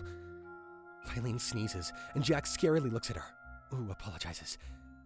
Jack breathes deeply and apologizes to Filene for his nervousness, though she hugs him and tells him not to worry because she is with him. Jack says he got tense, but Filene says it's okay. The visitor leaves humming. Jack recognizes a man and asks where Vicky is. Filene asks Jack what they should do now, and Jack thinks about it and says that Vicky knows that they're back at the fort, so no matter how fast they run, they'll never get away from her. Filene suggests that they still run while hiding, and Jack tells her that that won't work. Jack asks Filene how Vicky found out where they were, saying she shouldn't have been able to arrive at such a precise time. Jack then realizes that they're being watched and wonders how they're communicating. Jack says that they have always been moving and that to get ahead of them, they must have transmitted their exact location at high speed. He wonders if the void hole transmits sound. Jack feels stuck, while Filene is silent. Jack realizes that he has to fight her, but they lack the offensive power to do so. Filene suggests that she and Jack draw Vicky in together, but Jack says Vicky will run away when she realizes that they are decoys. Filene is confused and asks Jack how he decides where she'll go in this instantaneous movement. Jack thinks for a moment. Jack says that the book he read didn't say much about it, and Raquiel hasn't taught him how to counter each spiritual art. He guesses that if one imagines where they're going, they'll teleport. Filene asks if that's scary, and says someone might bump into a wall.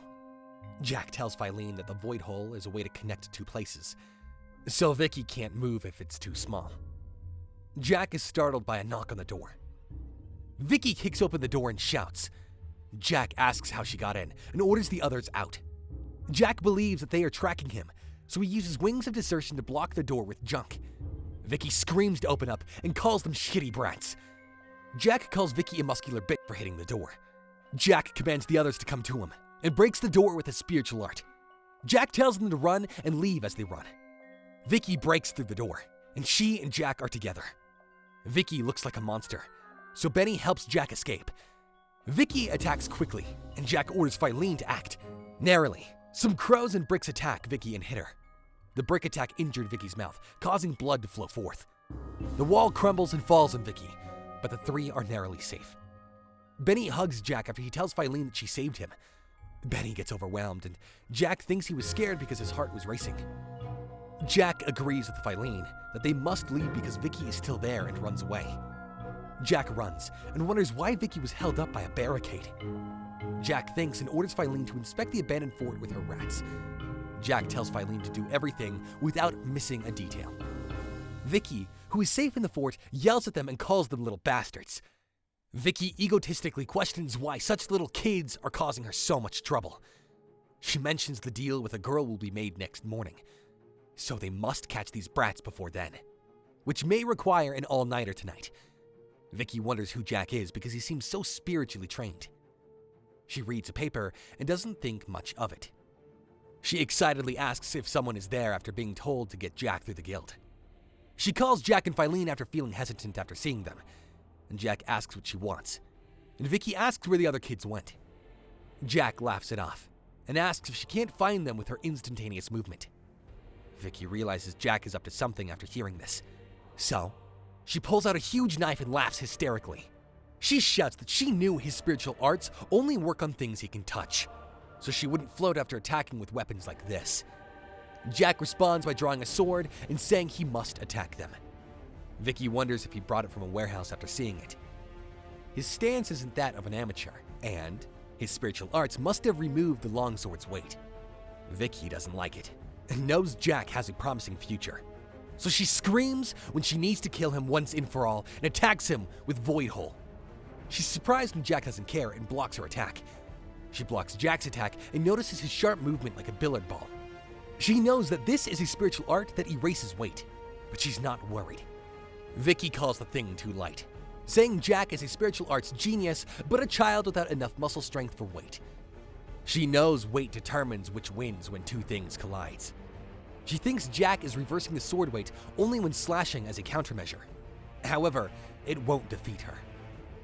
Vicky carefully notices Jack's crazy trajectory, but similar speed to the Wildings. She blocks Jack's sweep and jumps. Vicky taunts Jack, asking what happened and why he's taking so long to repeat it.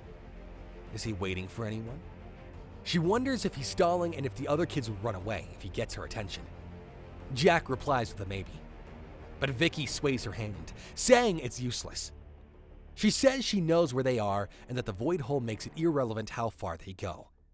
Jack says he supposes, but only if her void hole can be used. She should find their locations, he says. He suggests that she chase them instantly. Vicky is shaken that he knows her secret. Someone asking where the kids are is shouted at by Vicky to get their asses there. Jack says she fooled him by instantly transporting Benny to the torture table and appearing in the hallway during the search, so he thought she could travel anywhere. Jack adds that calmly thinking about it is strange. Jack claims that in both cases, they did not witness the instantaneous transport of an entire person. Jack says she was stopped by a barricade in the storeroom when she found them. She used her prized muscles to forcefully break the barricade. Jack wonders why Vicky didn't use the void hole to enter the storeroom. Vicky feels overwhelmed, and Jack asks if she can't answer. Jack says she can't move a person instantly. Jack says she can make a fist-sized hole with the void hole. Vicky nervously asks what, sweating profusely, about to reveal the proof. Jack replies that it's a trick when Vicky asks about her instantaneous transfer to the torture table and her sudden appearance in the hallway without void hole. Surprised, Vicky asks. Jack says it was a childish trick that is unfit for the Crimson Cat's leader, but he fell for it because he's a kid. She didn't notice Benny's hands had changed before and after he was instantly teleported. Filene praises Jack. In addition, Filene says that Benny was throwing rocks at her with his left hand before being teleported, but now with his left. Vicky yells that they can explain away. He must have been using the wrong hand. He may be ambidextrous early on, but Jack says no. He found a bandit secret only she and Benny would know. Jack says Benny's heartbeat was directly over his heart when he hugged him after escaping. Jack asks if that's normal, since Benny's heartbeat was on the right. Vicky gets tense after hearing this, and Jack goes on. He calls it situs inversus. Jack explains that Benny's heart was on the right because some people are born with reversed organs, like mirror images. Jack adds that Benny's heart was on the left before the instantaneous shift. Jack adds that he saw Benny clutching his left pectoral like he was holding onto his heart on the way to the casino. Jack says he didn't know it, but Benny held his heart to calm his nerves. His big game was approaching, and he was nervous. Jack adds that some people can use the non-dominant hand or are ambidextrous. Thus, Jack asks Vicky if she can change her heart's position. Jack says no, she can't do that, unless someone else replaces her. Jack calls them mirror twins. The story goes that some twins are born symmetrical, like mirror images, like Benny. Their bodies and contents are sometimes reversed, if one is righty and the other is lefty. Jack tells Vicky that Benny was buried in the bushes when she pushed him, and the twin hiding in the torture table storage space fell down at the exact moment. It appeared to have transported Benny, making it a simple trick. Vicky can't believe this, and says she just copied a mirror trick she saw in a neighboring country, and she can't believe that a brat like him saw through it. Jack thinks illusion tricks are minor in a world with spiritual arts, because a twin's trick of making someone disappear isn't big enough. Jack suggests Vicky ask Benny and his twin if they were tracking and reporting locations. Jack says they couldn't talk, but Benny remembered all their conversations after the switch. Jack believes it's a spiritual art that communicates. Jack says it's the 3 arrows of transcendent wisdom, a spiritual art that lets users share their psyche, and Benny's twin must have used it to communicate their location. Vicky gets annoyed and calls it easy. Vicky angrily throws her right hand at Jack, and he says that once he's persuaded one twin, it's easy to persuade the other. Jack dodges the attack. Why does it matter if 1 or 2 informants are missing? Vicky shouts. Vicky screams that it's easy to find 10 kids wandering aimlessly in this fort, and Jack says that they should take the usual route. Jack asked Vicky, who is shaking from anger, if she couldn't transport herself immediately. How did she appear in the hallway after the search? Jack says there's only one answer, and she exited from a door they didn't know existed. Jack says the storeroom was smaller than on the map when they entered. The instantaneous transfer trick is easy to solve from that guess. Jack confirms that that's her void hole, a hidden passage. Jack claims that Filene's rats mapped for him, and the kids escaped through her void hole. Jack says that if Vicky had told her men about the hidden passage, they might have been caught by now, but he thinks that she wanted to make herself look big with these small tricks, so that would be impossible. Jack asks if he's right, and calls her spiritual master Bloody Leopard. And Vicky shakes her head, and says a guy like him with his talent can't understand. Keeping ruffians together is hard. Why is making herself big wrong? Vicky shouts. Jack says it's fine, he's just uninterested. Jack says he doesn't care about her situation, and asks how many people she has killed. Jack asks how many children's limbs has she amputated. Jack asks under what conditions should she be able to do that. Jack appears behind Vicky and says she wouldn't be allowed to do that while he remembers his sister's clinginess. After that, Jack creates clones and attacks her with the wings of desertion, but Vicky blocks them. Jack attacks again and hopes that she never reincarnates. Vicky is overpowered by Jack when their swords clash.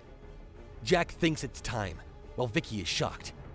After escaping this fort, everyone tells Vicky to stop wasting time. Jack attacks again, thinking he's killed his sister twice and wants Vicky gone to prevent more people like her from being born. Jack is about to slash Vicky, but she confuses him. Jack doubts she stopped his blow just because she bounced off of him. Vicky rages that this is absurd. She never thought that she would have to use this move against Jack. Vicky feels humiliated and says she doesn't attack kids. Vicky shouts, humiliation, and grabs a brass knuckle. Jack sees the brass knuckle and can't believe she survived the attack. Jack gains speed with wings of desertion as Vicky prepares to fight. Jack thinks she's fast, but he's too fast to catch. Jack is hit by something that breaks his bones and knocks him down. Jack pants and stops when Philene goes to check in on him. When Jack wonders what happened, blood escaped his mouth. After vomiting blood and panting, Jack wonders if he's dying. Vicky asks Jack what he said if he wanted to tell her. Jack is asked by Vicky if he enjoyed fighting when everything went as planned. Vicky asks if he could win, or if he won while playing with an adult and made her look stupid. Vicky asks if he thought she was weak, and tells him to remember one thing. Vicky menacingly says this is her pride. Vicky asks if he was a talented kid, possibly a genius. They live in a sad world where she is 20 years older than him. Jack says nothing and thinks reincarnation is better because memories are not erased. There are faster enemies than him in this world. Jack claims to know more about the world than a typical 7-year-old, but he didn't. His soul is older than it should be, but without it, he's just a 7-year-old. Jack says 10-year-olds are prodigies, 15-year-olds are gifted, and individuals over 20 should be able to use spiritual arts. However, he believes he is a normal person, just with the skin of a child prodigy. Jack stands up to fight after Vicky taunts him to come after her. Jack recalls being taught that instead of being blinded by his own gifts, he should stop making excuses for himself and use his sword and power to hurt others and feel more pain and suffering. With this new life as his foundation, Jack promises to beat her. Jack believes his strength is fading and his nausea is worsening. Jack thinks the best thing is to take Philene and flee. But Vicky wants a fight and blood. Jack worries again that looking at her eyes will destroy him. These eyes indicate that their soul cannot be saved. This ensures Vicky will pursue and kill him. Jack believes the only solution is to end it there and fight for his life, just like he did with his younger sister. Jack feels this way for the first time in 6 years. Jack then contemplates, how will she proceed? She only used her knuckle and wonders how she parried his sword attack and reacted to his fast movement. Jack fights again and gets every piece of information. Jack jumps around Vicky with wings of desertion, but Vicky notices and punches in the air with suppressing mark of Tiger's Den. Jack nearly gets hit, but he avoids it with unrestrained, translucent wings. Jack again tries to hit Vicky from behind, but she blocks it. Jack is open now, and Vicky suggests he gets more training. Vicky explains that the suppressing mark of Tiger's Den connects 2 points in spiritual arts, and after the impact, the opponent feels shocked, like being hit by a hardened hammer, even though she hit him with her fist. Vicky is calm and thinks she's stronger, but the body moves in strange ways, so she's not assuming this. Vicky also believes that the human body has limits and can't wait for that time. Jack is blocked again by Vicky's knuckles. Vicky believes she will intercept Jack's thin blade at the right time, taking time and effort, but deceiving him like a fox. Vicky thinks Jack will drop with one good strike, so she wants to kill him next. Jack feels powerless, so Vicky thinks that suppressing mark of Tiger's Den is only for dominance. Jack assumes Vicky is right and wonders what to do next. Jack finds it hard to avoid and break through. He doesn't have enough power to overwhelm Vicky and wonders what to do. Vicky realizes she can stay calm by smiling in front of Jack. Vicky knows that if she loses her temper again, she will lose. And she can't let her guard down because Jack is a kid. So she will kill her emotions and deal with him peacefully. Vicky tells Jack that he had guts to leave her and fly away. Vicky calls Jack a coward and threatens to crash him down, leaving him with minced meat on his body. Jack tells her not to worry as he stops and attacks while shouting not to run away. Jack's mid-air turns worry Vicky, who can't believe it. Jack shouts and tries a flying attack, though Vicky stays calm and smiles because her fist is the strongest. Vicky strikes the sword with her knuckle, causing a loud, deafening sound, and asks what happened. Vicky knows Jack is adding weight to slightly increase the attack, but she thinks this is too much. Vicky feels like his attack has multiplied. Vicky wonders if Jack learned her fist trick. Though connecting the dots makes it clear, says Jack. Jack asks Vicky if she's growing her fist. Jack says she created the exit with Zetsuseki no Kotsu. Vicky discovers Zetsuseki no Kotsu is the trick. Increase only the exit and what splits and emerges. Vicky claims the splits will disappear in seconds, but she managed a dozen punches. With this secret trick, she can hit her opponent at any speed. Vicky adds that the trick is double-edged. Her opponent suffers many folds of damage, and her backlash also multiplies. Jack's attacks were light, so 0 multiplied by a number is 0. But adding Jack's weight to this number turns 1 into 0. But adding Jack's weight to his attack turns 0 into 1. And 1 multiplied by a number can push her back. Jack then tells Vicky that he wants to see what will break first, his sword or her fist. Jack then jumps to attack her again. Jack kicks the air and thrusts at Vicky, who wonders how. Jack's attack misses her, leaving him open. Jack attacks upward again, but Vicky blocks. Vicky blocks Jack's attacks repeatedly. Vicky feels strange after the constant attack. Vicky questions how Jack is kicking the sky like that, and if he's really using his spiritual art. She realizes that Jack would have used it sooner if that was the case. Vicky wonders why Jack didn't use this method earlier if it takes time. Vicky thinks preparing to reach the sky is a foothold. After careful observation, Vicky realizes that it's not the sky. Vicky spots a flock of crows in the sky. Vicky didn't realize Jack was using the crows as a foothold and remembers the crow attacks on her crew. Vicky realizes Filene's power. After Vicky punches Filene and she gets hit, Jack shouts Filene's name and calls Vicky out. Jack is defenseless as Vicky laughs evilly and punches him multiple times. Jack was hurt because he lost his composure and didn't deflect Vicky's attack. Vicky tells him she struggled, even though she pulled her trump card, as he pants on the ground. Vicky then says Jack is strong and injured her right hand a lot, but she hesitates to say so at such a young age. Jack would be useful in the Crimson Cats, so she asks him to join. Jack refuses and asks if she wants to see him beg. Jack realizes he can't move, and Vicky says he guessed right. She says he would make for a good thief for noticing. Vicky crouches and says she heard about a spiritual art that erases weight. It also negates physical attacks, though she lights a torch and asks if it can nullify fire. Vicky says she'll roast both arms well done, making his proud spirit technique difficult. After hearing that, Jack is scared. He wonders what he can do. He knows air suspension cannot generate wind gusts in his current condition. Thus, he needs an offensive weapon to counter Vicky's fist. Jack questions Vicky, who wants to finish because she must deliver him by dawn. Vicky says she slipped up because she was too conceited. Vicky puts the torch near him and tells him not to struggle to avoid missing the fire and burning him. As her foot is pushing him further into the ground, he thinks to use the wings of desertion, though he thinks about how bad the situation is, as the soles of her shoes are too thick. He can't make Vicky float. After that, Vicky counts down. 3, 2, 1. Though Jack is abruptly called to look above by Filene, Jack replies by looking above and seeing no crows. Then that dawns on him. Eagles with ropes replace the crows. Jack wonders what the eagles are lifting, and the eagles drop a sword, which lands hard and sends Vicky and Jack flying. Both fall and are hurt. Jack wonders what has happened as smoke clears the area. A sword appears and he questions its nature.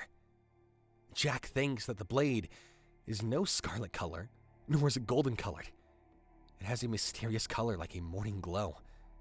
Since this sword is not made of iron, gold, silver, bronze, or jade, he wonders what it's made out of. In response, Vicky mockingly asks if this is real. The morning glow color is that of the Hihiro Kane, the heaviest metal, says Vicky. This legendary metal is worth 100 times gold. She claims she can live lavishly for decades with that sword. Jack describes the Hihiro Kane, the heaviest metal. Considering its meteorite-like fall and normal sword appearance and size, he wonders how heavy it is. Jack somehow rises. He thinks that only one spirit user in this world can lighten the sword this much, and have it carried up by a group of eagles. Jack thinks that this is Raquel's gift, as she said it would strengthen him. Jack slowly approaches the meteor fell sword. Vicky laughs and asks if he'll use it. She says he can't erase the weight limit with his spirit technique, but dropping it from the sky makes it a weapon. Jack approaches the sword and grabs it. His strength slowly pulls it out, shocking Vicky. Vicky is amazed by his act, and he holds the sword up just like he upgraded.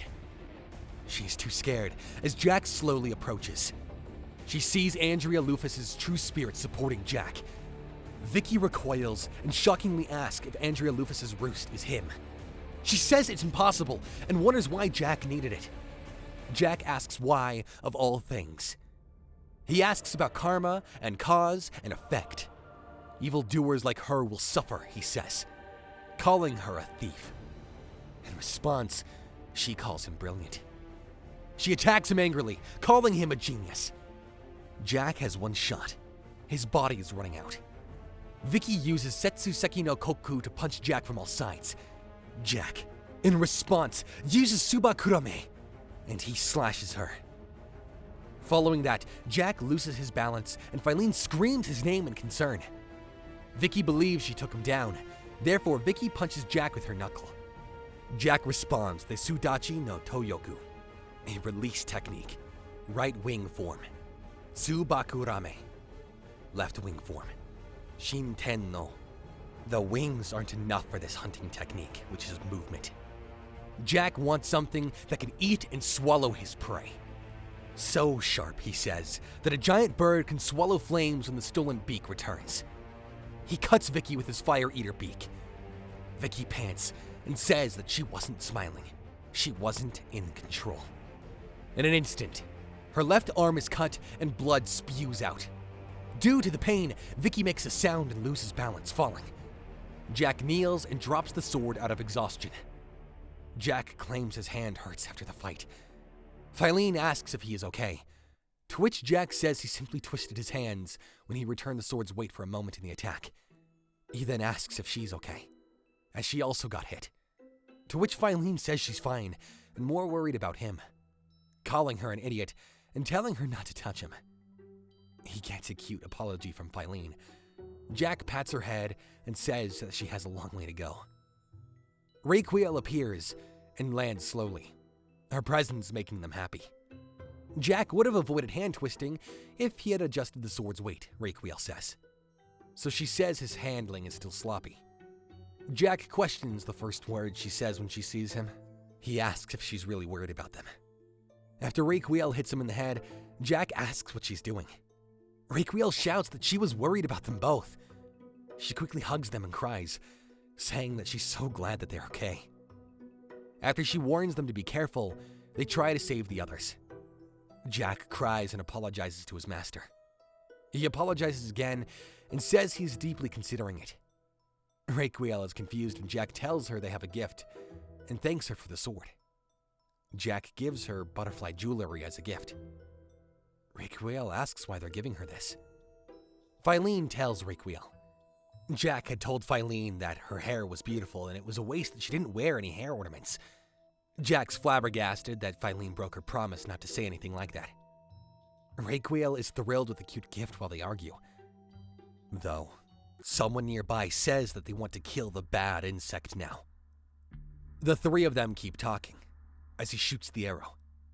At a blazingly fast speed, it darts towards Jack. Raquel and Filene dash towards him to try to save him, though he pushes them backward. The arrow lands clean in his back, and he's sent spiraling towards a tree. Raquel and Filene quickly check on Jack, but Jack stands at the arrow and says that was fast just now. Both are relieved by his safety. Jack says she's so strict when Raquel says that was 0.3 seconds. 0.1 seconds slower than the ideal speed. Filene then points at the guy and tells Raquel he shot them. After examining the person, Jack suggests he may be a crimson cat. The man aims the arrow towards his mouth like a maniac. The three of them are uneasy as the man commits suicide with the arrow. Jack wonders what happened as the guy collapses. Vicky is absent. In a tunnel, Vicky tries to escape. She's furious and keeps asking herself why someone like her had to flee. Vicky pants from fatigue in her wounds. She's furious that Benny and Vinny betrayed her, despite being technique slaves. Vicky says she'll kill them all, but it's not enough. Furthermore, Vicky claims that reclaiming what was stolen from her is insufficient. And Vicky wonders about all these tree roots. Vicky screams in shock at the unfamiliar area. Vicky stumbles on a tree root. Vicky tells the men looking at her that they came at a good time and to help her. Vicky's afraid and tells them not to lust after her. They're out of control, while Vicky screams for them to stop. She screams no, she screams that she's sorry, and she screams that he'll fix her mistakes. But her screams fade. After all that, the sun rises and the troops and parents protect their children. Callum informs Jack that all the Crimson Cats have committed suicide. Jack, frightened, asks why. Callum doesn't know why. He says there's no way to find out now that they're all dead. Jack agrees to a gag order when Callum orders him not to discuss this. After that, Jack says the Crimson Cat is dead. The gag order, as his father said, wasn't forced, but people will talk. Jack explains that a 7-year-old boy and girl killed the Crimson Cat. This capital rumor has reached the Royal Academy of Spiritual Arts within hours. Jack says 1 year has passed since the Crimson Cats were destroyed. While riding in a carriage with Jack, Filene exclaims that there are many people. Jack says Reina Dia's capital is huge. Jack says he and Filene are visiting the capital to enroll in the Royal Academy of Spiritual Arts since he's 9. A Lieber family mansion resident asks Jack if the Academy has scouted him. Jack says that after hearing they killed the Crimson Cats, Filene and he were accepted into the Royal Academy of Spiritual Arts. He joined combat and Filene joined intelligence. Raquiel was also scouted to teach at the Academy. Despite being a nomad, Raquiel must teach noble children. But he hesitates. As she was traveling to collect spiritual arts, Jack asks Raquiel if it's okay. The Academy is ideal. Filene asks Raquiel if she doesn't want to stay with them, and Raquiel agrees. Raquiel will only teach when Filene and Jack are in the Academy, if they offer. So the three of them will start this new life together next spring. Jack then examines the Royal Academy of Spiritual Arts, which leads to spiritual arts success, at Filene's request. Jack asks Callum about something, and Callum says it's the entrance exam assembly hall, officially known as the Combat Arena. Jack says the Royal Academy of Spiritual Arts has a grade-level exam. If someone gets a good grade on the exam, they'll stand out in school and boost their family name. Jack says he didn't expect it to be so crowded inside the academy, while Filene is amazed. Raquiel explains that most of the children were admitted after winning letters of recommendation from their master, and kids like Jack and Filene are rare. Filene excitedly asks if she and Jack are amazing, and Jack says, maybe. Raquiel knocks them on their head and warns them to not get carried away. Raquiel tells them that she'll get the paperwork done, while Callum says they'll greet the people and orders them to change in the locker room. Jack obeys and recoils. Jack replies that he knows when Raquiel warns him not to get lost, and suggests a nearby map. Jack promises not to get lost, so she shouldn't treat him like a child. After that, everyone leaves, but Jack and Filene get lost, which panics him. Jack angrily tells Filene not to look at him. Jack doesn't understand the map and finds this place confusing. So, Filene suggests using a spirit art to jump and asks if he knows the direction. Jack replies that it will be much faster to go to the other side by using this garden as a shortcut. Therefore, Filene gets on Jack, and Jack tells her to hold on tight as they execute the plan. After that, Jack jumps from the window using wings of desertion. Jack lands on another building's window, and they see, put lightly, embarrassing things. A girl changes and feels incredibly embarrassed because they came in suddenly. Shouting and covering her body, the girl is embarrassed. She's much older compared to Filene, but Jack has already seen Raquiel's sinful body, so this is not enough to enchant him. The girl panics and throws him outside using a spiritual art. The girl then apologizes to Jack for thinking that at the wrong time. The girl looks out the window, but sees them floating safely. Jack, not knowing the right words to say, compliments the first thing he sees, which, makes her angry. After a while, the girl angrily says she knows that she opened the window, but they used a spirit art to enter. The girl claims she knows that she's partially to blame, but Jack thinks she's acknowledging her fault even though they were mostly at fault. Jack apologizes, saying he thought the room was empty, and Filene apologizes to her, to which the girl says she will forgive them this time, and that it was her oversight. After forgetting to introduce herself, the girl introduces herself as Islea Austin, 9, the second daughter of Austin Duke. Jack says he's a new student too, and introduces himself as Jack Lieber. Filene clings to Jack and introduces herself as Filene Hosford. When Islea asks about his sister, Islea asks Filene if they're engaged, and she angrily says no, she's Jack's wife. Jack asks Filene what she's afraid of, and she says Islea is her enemy, per her intuition. Filene says yes when Islea asks if they're dating. Filene jealously yells that Jack is only hers, and they've done many things together. This embarrassingly prompts Islea to say that they're still children, so surely it's no big deal. And Filene aggressively shouts that they kiss occasionally, shocking Islea. Jack stops Filene from talking when Islea goes silent. Islea embarrassedly calls it indecent and says he forced his finger on her. Islea believes Jack kissed her mouth too. After an awkward moment, Islea apologizes for showing her ugly side. Islea tells them they're equally responsible for trying to straighten Filene's words and asks which branch of the family they were raised by. Jack tells Islea their master is Raquiel after looking at Filene. Islea replies that she has never heard of that name and asks if it's a freelancer master. Islea makes some accusations, and Filene pouts and says that she's wrong. The Academy scouted them. Islea says she won't reject that method, but they'll regret enrolling in this academy without talent. Islea says young spirit art users from across the country attend this academy and are strong. Islea tells Jack he's enrolling in this academy this year, and he asks if he didn't hear of him. The third Windsor Prince is the most talented person ever, according to Islea. That person has accomplished much as a spirit user. Additionally, he is called the Genius Prince. Filene and Jack are running in the city and apologize to Raquiel for being late. Jack considers why they were late when Raquiel asks.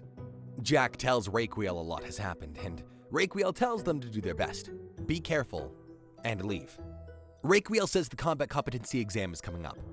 The exam hall has 4 stages. New students will fight the old student who will be the test examiner, and Emily O'Hara will be broadcasting live using the Hymn of Purity sound spirit art. Filene then asks Raquiel if they're fighting for real in the exam, and if someone gets hurt. Raquiel replies that she has briefly examined this to Jack, and will clarify it with her. Raquiel says the bloodless battle arena was once barred. Killing or wounding someone inside the barrier is nullified. Some people don't bleed or get hurt from sword wounds. Poisoning only paralyzes. Raquiel adds that spiritual power can protect someone in a bloodless battle. It can only take so much damage when spiritual power is low. That happens when someone's body enters an outstate element and prioritizes spiritual power by immobilizing. Raquiel explains that in this competency test about to begin, the match is settled when someone enters an element outstate or surrenders. Filene asks Jack about spiritual power and element out, and Jack says that in short, one can fight with all his might without worrying about anyone getting hurt. Emily then calls everyone's attention to start the competency test. Emily adds that they have a flame god Amaterasu school student on the 4th exam. Islea Austin scored 3 on her exam. Jack and Filene are shocked by Islea. Emily says the exam is from grade 6 to grade 1, and anyone from grade 6 to grade 4 can take it without academy permission. Islea is taking the grade 3 exam, which Jack finds amazing. Filene jealously asks Raquiel how strong the grade 3 students are. Raquiel asks Filene if she remembers Vicky, the Crimson Catwoman they fought a year ago. Raquiel heard Vicky was a grade 4 spirit user. Filene understands and says Vicky was strong, to which Raquiel says she was using Zetsuseki no Kotsu to hide her weakness. Jack, Filene says, lost to Vicky despite being a spirit perch. Due to her grade 3, Filene says Islea is stronger than Vicky. The crowd cheers Islea for taking grade 3 and says it's typical of the Austin family. They complain that Islea isn't good enough for grade 2, but no master has produced a grade 2 candidate in years, and grade 2 is difficult. The only candidate for grade 2 is the 3rd Prince of Windsor family member, the Genius Prince, who will enroll this year. Raquiel and Filene overhear, but Emily starts the test immediately. After that, Emily says it's a courtesy when Islea Austin does an emote with a relaxed stance. Islea's match begins with the opposing boy calling her a student. The boy shouts that he has been in grade 3 for a long time and studies more than her. The boy then attacks Islea with Gena no Mite. He promises that with this technique, it'll shred even her dress. Though Islea has a technique of her own, and she replies with Reimei no Tomoshibi. With that technique, she repels the attack. Since she tanked water with fire, Islea says it's an illusion. Menacingly, Islea tells the boy to graduate in his diapers. Then Islea hits the boy hard with fire. Emily ends the match and declares Islea Austin the winner. Jack marvels at the match and says this is where people like her gather. Jack asks Raquel if she mentioned this earlier. Raquel tells Jack that talented and hardworking people are common here. Raquel says no one will praise him for dabbling, while Emily announces the third stage. Emily says it's Ruby Berkson, 8th Don Hosea Birkin student, and her exam grade is 3. A crowd member asks if it's ragpicker Berkson. A lady defends that the girl got permission from the traditional academy for this exam, when another guy says that they should throw garbage. Jack thinks about ragpicker Berkson after hearing his name. Raquel says 8th Don Berkson is known for teaching vagrants and slum dwellers. Their students are talented, so nobles who value lineage and tradition hate them. Jack comments that it's meritocratic school. Jack thinks Ruby's strong self-assertion means she's proud of being from the slums. Jack thinks it conveys her troubled personality too well. After that, Emily starts the match, while a boy and Ruby fight. The boy uses wind-based Tengu no Ashin to attack first. Jack realizes it's a wind spiritual art and activates it without moving. Ruby screams in pain after the move.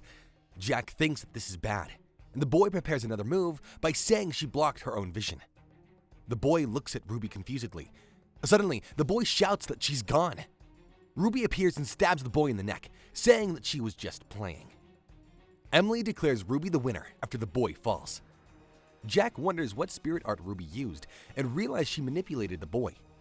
That made him think his attacks worked. Jack thinks she's tough, while Ruby yawns from the boring fight. Emily says the next competitor is 9th Dawn Denholm Bassett student, and Filene exclaims that he's so huge. The competitor is Gawain McDonald, who scored 3. Jack says he's big, and Filene wonders if he's really 9. Emily says another grade 3 examinee, so this New Year's students are good. An ordinary-looking man in a suit faces Gawain. Something hits Gawain's armor unexpectedly. Emily says it's a spirit art that manipulates soil and stone, and has caught Gawain. Jack praises this creative use. Jack realizes that rotating the stone grain quickly chainsaws Gawain. Despite knowing Gawain's armor, Jack is still in danger. Gawain looks fine and comfortable. Jack finds it odd, while the competitor gets angry, because his armor is unharmed after that much damage. Jack notices that Gawain's armor keeps getting repaired like new, even though it's chipped. He can't believe Gawain is okay after the attack, so he wonders if that's his spiritual art. The guy doubts Gawain's spirit art is to blame. The guy also thinks Gawain is using his spirit art to repair his armor. But the armor doesn't block all the damage, so something else may be keeping him safe after the attack. The boy rushes to Gawain, promising to reveal his trick. In response, Gawain quickly slashes the running boy's head with his sword. Emily then announces Gawain McDonald as the winner. After Raquel tells Jack it's his turn, Jack stands up to fight, while Filene wishes him luck. Jack walks with Raquel in the tunnel. Jack learns from Raquel that he has grown stronger in the years since the Crimson Cat incident, and won't lose to anyone. Jack is motivated, and smiles when Raquel proudly tells him to show the world his existence. Jack enthusiastically says yes, and Emily announces the second stage. Emily adds that it's Jack Lieber, which Iselia recognizes. She feels shy when she realizes it's the person's name that changed her. After wishing him luck, Iselia wonders if she should watch this match. Iselia then realizes Jack's master is still unnamed and suspects a grade 5 or 6 exam. Emily stops announcing Jack's name after noting a script error. Emily asks for forgiveness and promises to reintroduce Jack. Emily announces Jack Lieber on the second stage and stops before saying his exam grade. Emily exclaims about grade 2 attracting tough competitors. The crowd gasps and the Genius Prince laughs after hearing it. though someone's presence is laughing hysterically. The presence says everyone is fussing after hearing Jack's name and grade, which is expected. A rural Libra family is the first to challenge a grade 2 exam in years. The nobles are frustrated when they say something out of jealousy, it bets. The presence is ecstatic. It wants everyone to watch and not blink because its brother Jack is the best, strongest, and coolest. After all was said and done, Emily claims this is the first grade 2 examinee in several years, so this match will be a spotlight, and starts the fight. In the fight, the boy immediately attacks Jack with Zetsu Seki no Kotsu. Jack realizes he can teleport his body, so he considers him a grade 1 practitioner. The boy dodges backward as Jack grabs his sword. The boy instantly teleports backward and attacks Jack with a dagger. But Jack dodges. The boy keeps attacking Jack from all angles. Jack says his grade 2 exam expectations, but he wins by dodging. Jack immediately slashes the boy several times with his sword to defeat him, because he didn't understand. After that, Emily declares Jack the winner, as the crowd cheers. From the stands, Isekai wonders what has happened. The examiner disappeared, but Jack disappeared differently, as if he cut it while slipping through the body, according to Isekai. She knows it must be based on advanced, complex, and elaborate spiritual arts, but she doesn't know how. Isekai says she thought Jack was in grade 5 or 6, but she thinks he's great. Isekai says he could be her rival. Someone asks another if he knows that firewood is needed to start a fire. Jack enters the tunnel, feeling panicked. He never thought the boy would use Zetsu Seki no Kotsu right away, but he only won because the boy didn't know his spiritual art. Jack doubts pre-action cut Tsubakure could have surprised him, but he wants to return victorious. Emily then announces Elvis Coons Windsor on stage 2. Emily announces his exam grade is 2, making Jack take a double take. The crowd murmurs when Jack exits the tunnel near the stage. Jack recalls that this is the person of whom Azalea mentioned. Elvis Coons Windsor, the genius prince, is the third prince of the Windsor family. Emily reluctantly starts the match, and it's quiet. Elvis instantly summons a spirit behind him, shocking everyone. Jack realizes it's a spirit avatar, and finds his match. Jack believes he found a fellow spiritual perch. Emily shouts that the stage is lively. Jack hears a voice and wonders who it is. Elvis is talking to the spirit, named Payman. He tells her that he had a competency exam today, to which Payman apologizes for a while. Jack wonders if it's the spirit talking. Payman happily exclaims that in that case, she'll want to settle this quickly. She destroys the stage and the boy struggles to stand. The crowd is again in disbelief as the boy struggles to breathe. After the match, Emily declares Elvis Coons Windsor as the manor. Payman joyfully shouts that Emily says it's his whim, and Elvis says he knows and asks Payman to lower their voice. Payman says their job is done and leaves. Elvis moves gracefully towards the tunnel. Jack questions his actions with a human-type spirit of unknown gender. The 9th elemental caste, Payment of Mayhem, watches. Jack says Raquiel told him not to reveal that he is a spirit perch, because it could cause trouble. And on top of that, he didn't use his Akatsuki sword in the fight. Elvis the Prince didn't hide his power, as if to say that he won't run away. Some days later, Filene runs towards Jack in a house, saying the acceptance letters have arrived. Jack pets her head and says she's amazing when Filene exclaims that she'll be in intelligence class. Filene asks Jack about his result, and Jack tears open the letter. The letter says Jack passed grade 2 and will be in combat S class. After hearing that, Callum shouts that the S class is amazing. Jack asks if that's true, and Callum says only talented students are placed there. He also believes the class existed only once in recent years. Filene hugs Jack and calls him amazing, and Callum wants to celebrate tonight, but warns them not to overdo it. On a random day in Jack's past life, his sister cries for help as their old friend terrorizes her. Jack asks what happened while holding the girl behind. Her spirits are high today, so she playfully calls him an intruder. With her sister enrolled, the three of them can eliminate the school, and Jack asks what she wants to do. and questions if she's watching too much historical drama. The girl says she got busted. She comforts Jack's sister and tells her to stop crying. From today, she can attend school with Jack. The girl asks Jack's sister what's the matter. She asks if she's worried about making friends. Jack's sister says she may seem boring and gloomy and asks what she should do about it. Jack says she needs to forgive herself. Jack tells his sister to tell herself that she's fine and it's okay the way she is. So whenever she wants to talk to others or do something, forgive herself. Jack adds that it might be difficult at first, but she will get the hang of it and will be able to do anything. Jack's sister happily says she understands and thanks Jack. In the present, Jack and Filene attend the academy. Filene hugs Jack and compliments the uniform, but Jack tells her to stop.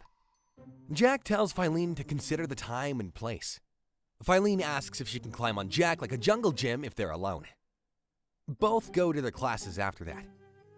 Jack opens the door and sees familiar faces. Jack realizes they will be his S-Combat classmates. Jack tells Azalea that she is in this class and that they should get along. Meanwhile, Azalea glares at Jack in anger. She confronts him, accusing him of spending the night in a room with another woman just the other day.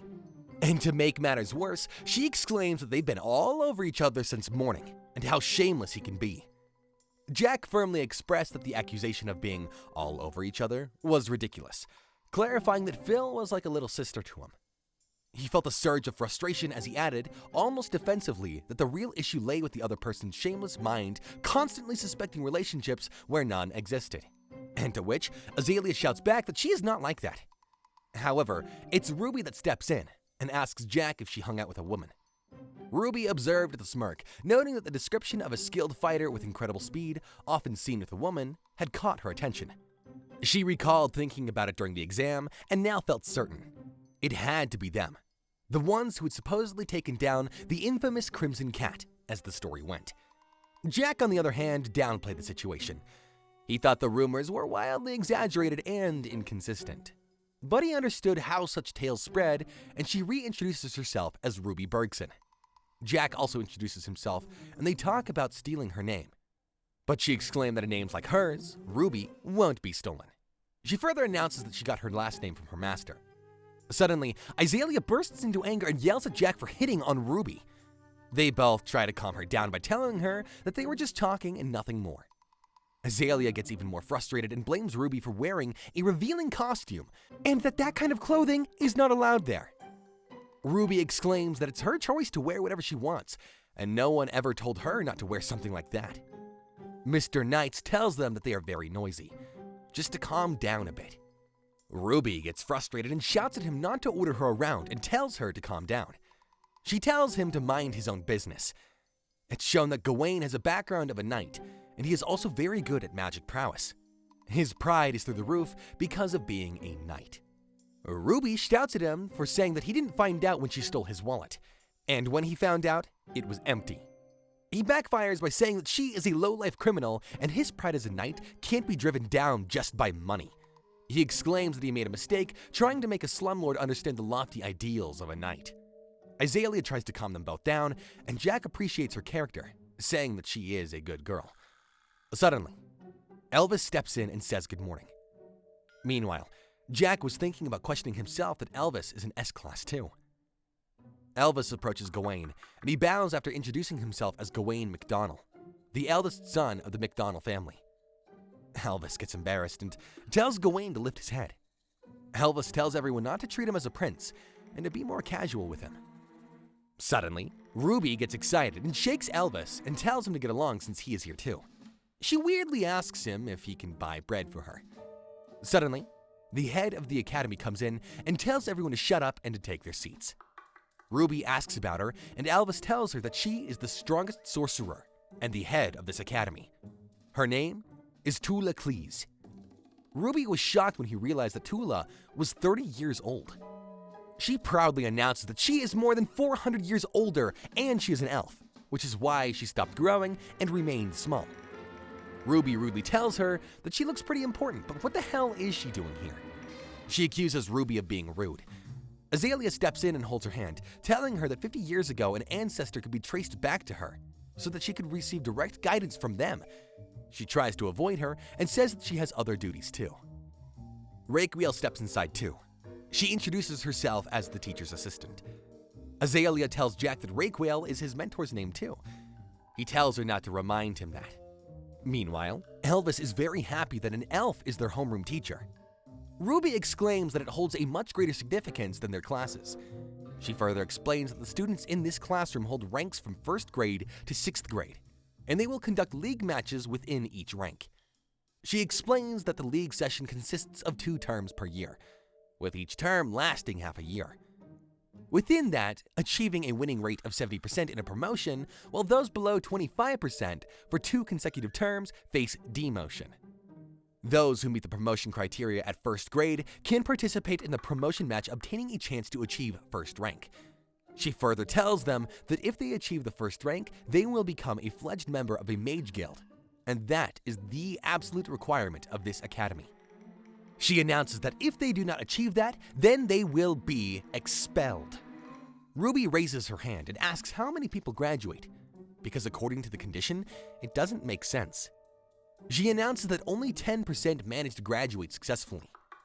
She further announces that if they graduate and raise their ranks, then they will be sponsored and noticed by many people, and even that they will be respected. However, not everyone participates in that because they think it's a waste of time.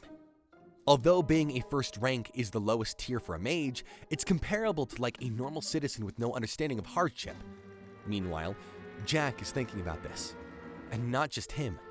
Everyone in that room was thinking about their future. Tula announces that she will train the S-class candidates, though she lets them off with a warning. Children filled with groundless confidence devouring each other. Only those who survive acquire strength. She tells everyone that as long as they don't forget their experience, everything will be fine and survive until graduation, and that there will be a banquet in the evening. Clive taunts her, saying that she just wants to eat meat. Jack asks Elvis about that old man, and he announces that his name is Clive Cruz, and is the director's husband. Azalea panics, knowing that her fire isn't meant to cook meat, and Ruby gets defensive as well, understanding that her steak is at stake. Gawain tells Elvis that this food is not suitable for him, and he tells Gawain to try some too. On the other hand, Tula was yelling and drinking beer. She tells Jack that his mother was a princess who lived in the mountains, but she heard that someone persuaded and brought her back here and made her his wife. Suddenly, her mood switches. She starts shouting at her husband that he did the same thing to her as when he was stalking her. Azalea asks about their marriage and why they got married in the first place. She tells her that he was mistaken.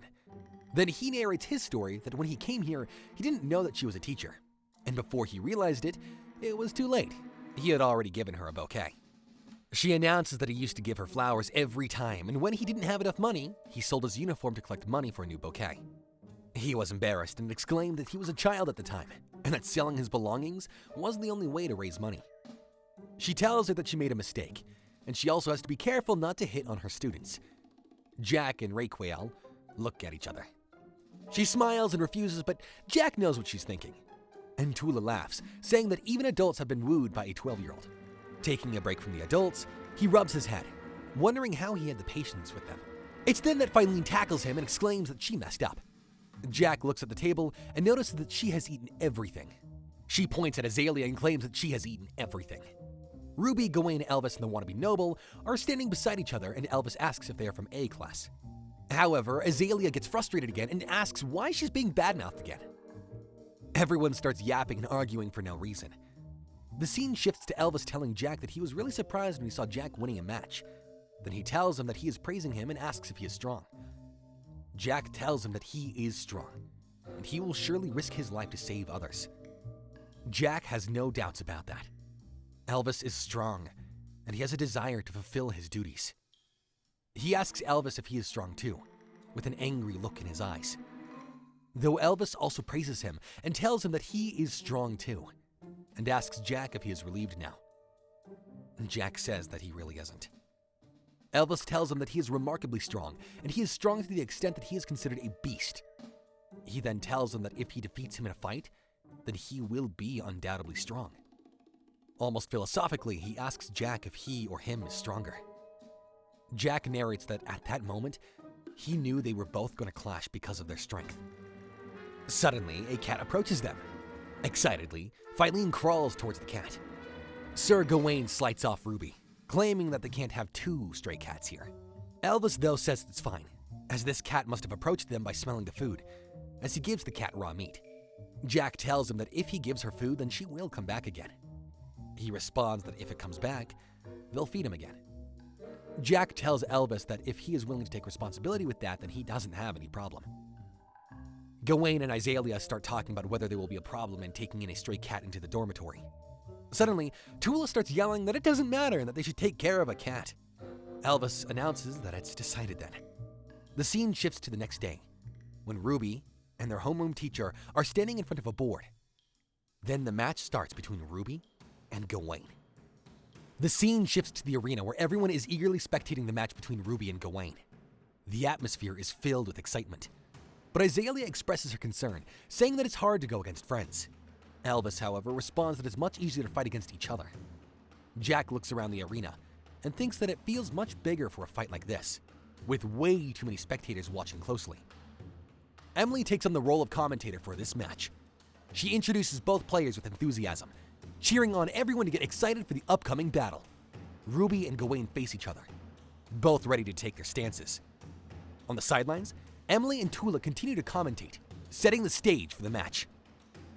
As the match starts, Ruby quickly uses her magic to disappear. Emily hypes up her move, excited as Ruby vanishes using her powers. Surprisingly, Gawain throws his shield down, and everyone gasps as it melts upon hitting the ground. Emily comments on this unexpected turn of events, and both she and Tula realize that Gawain has a clever plan. He used this technique to track Ruby, and now it seems to be working, as Ruby is caught in the melting liquid.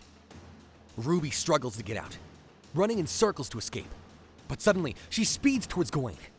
Jack is amazed at how fast she is moving. Ruby manages to hit Gawain from behind, though he quickly swings his sword to strike her down. Just in time, she stops his attack, showcasing her skill.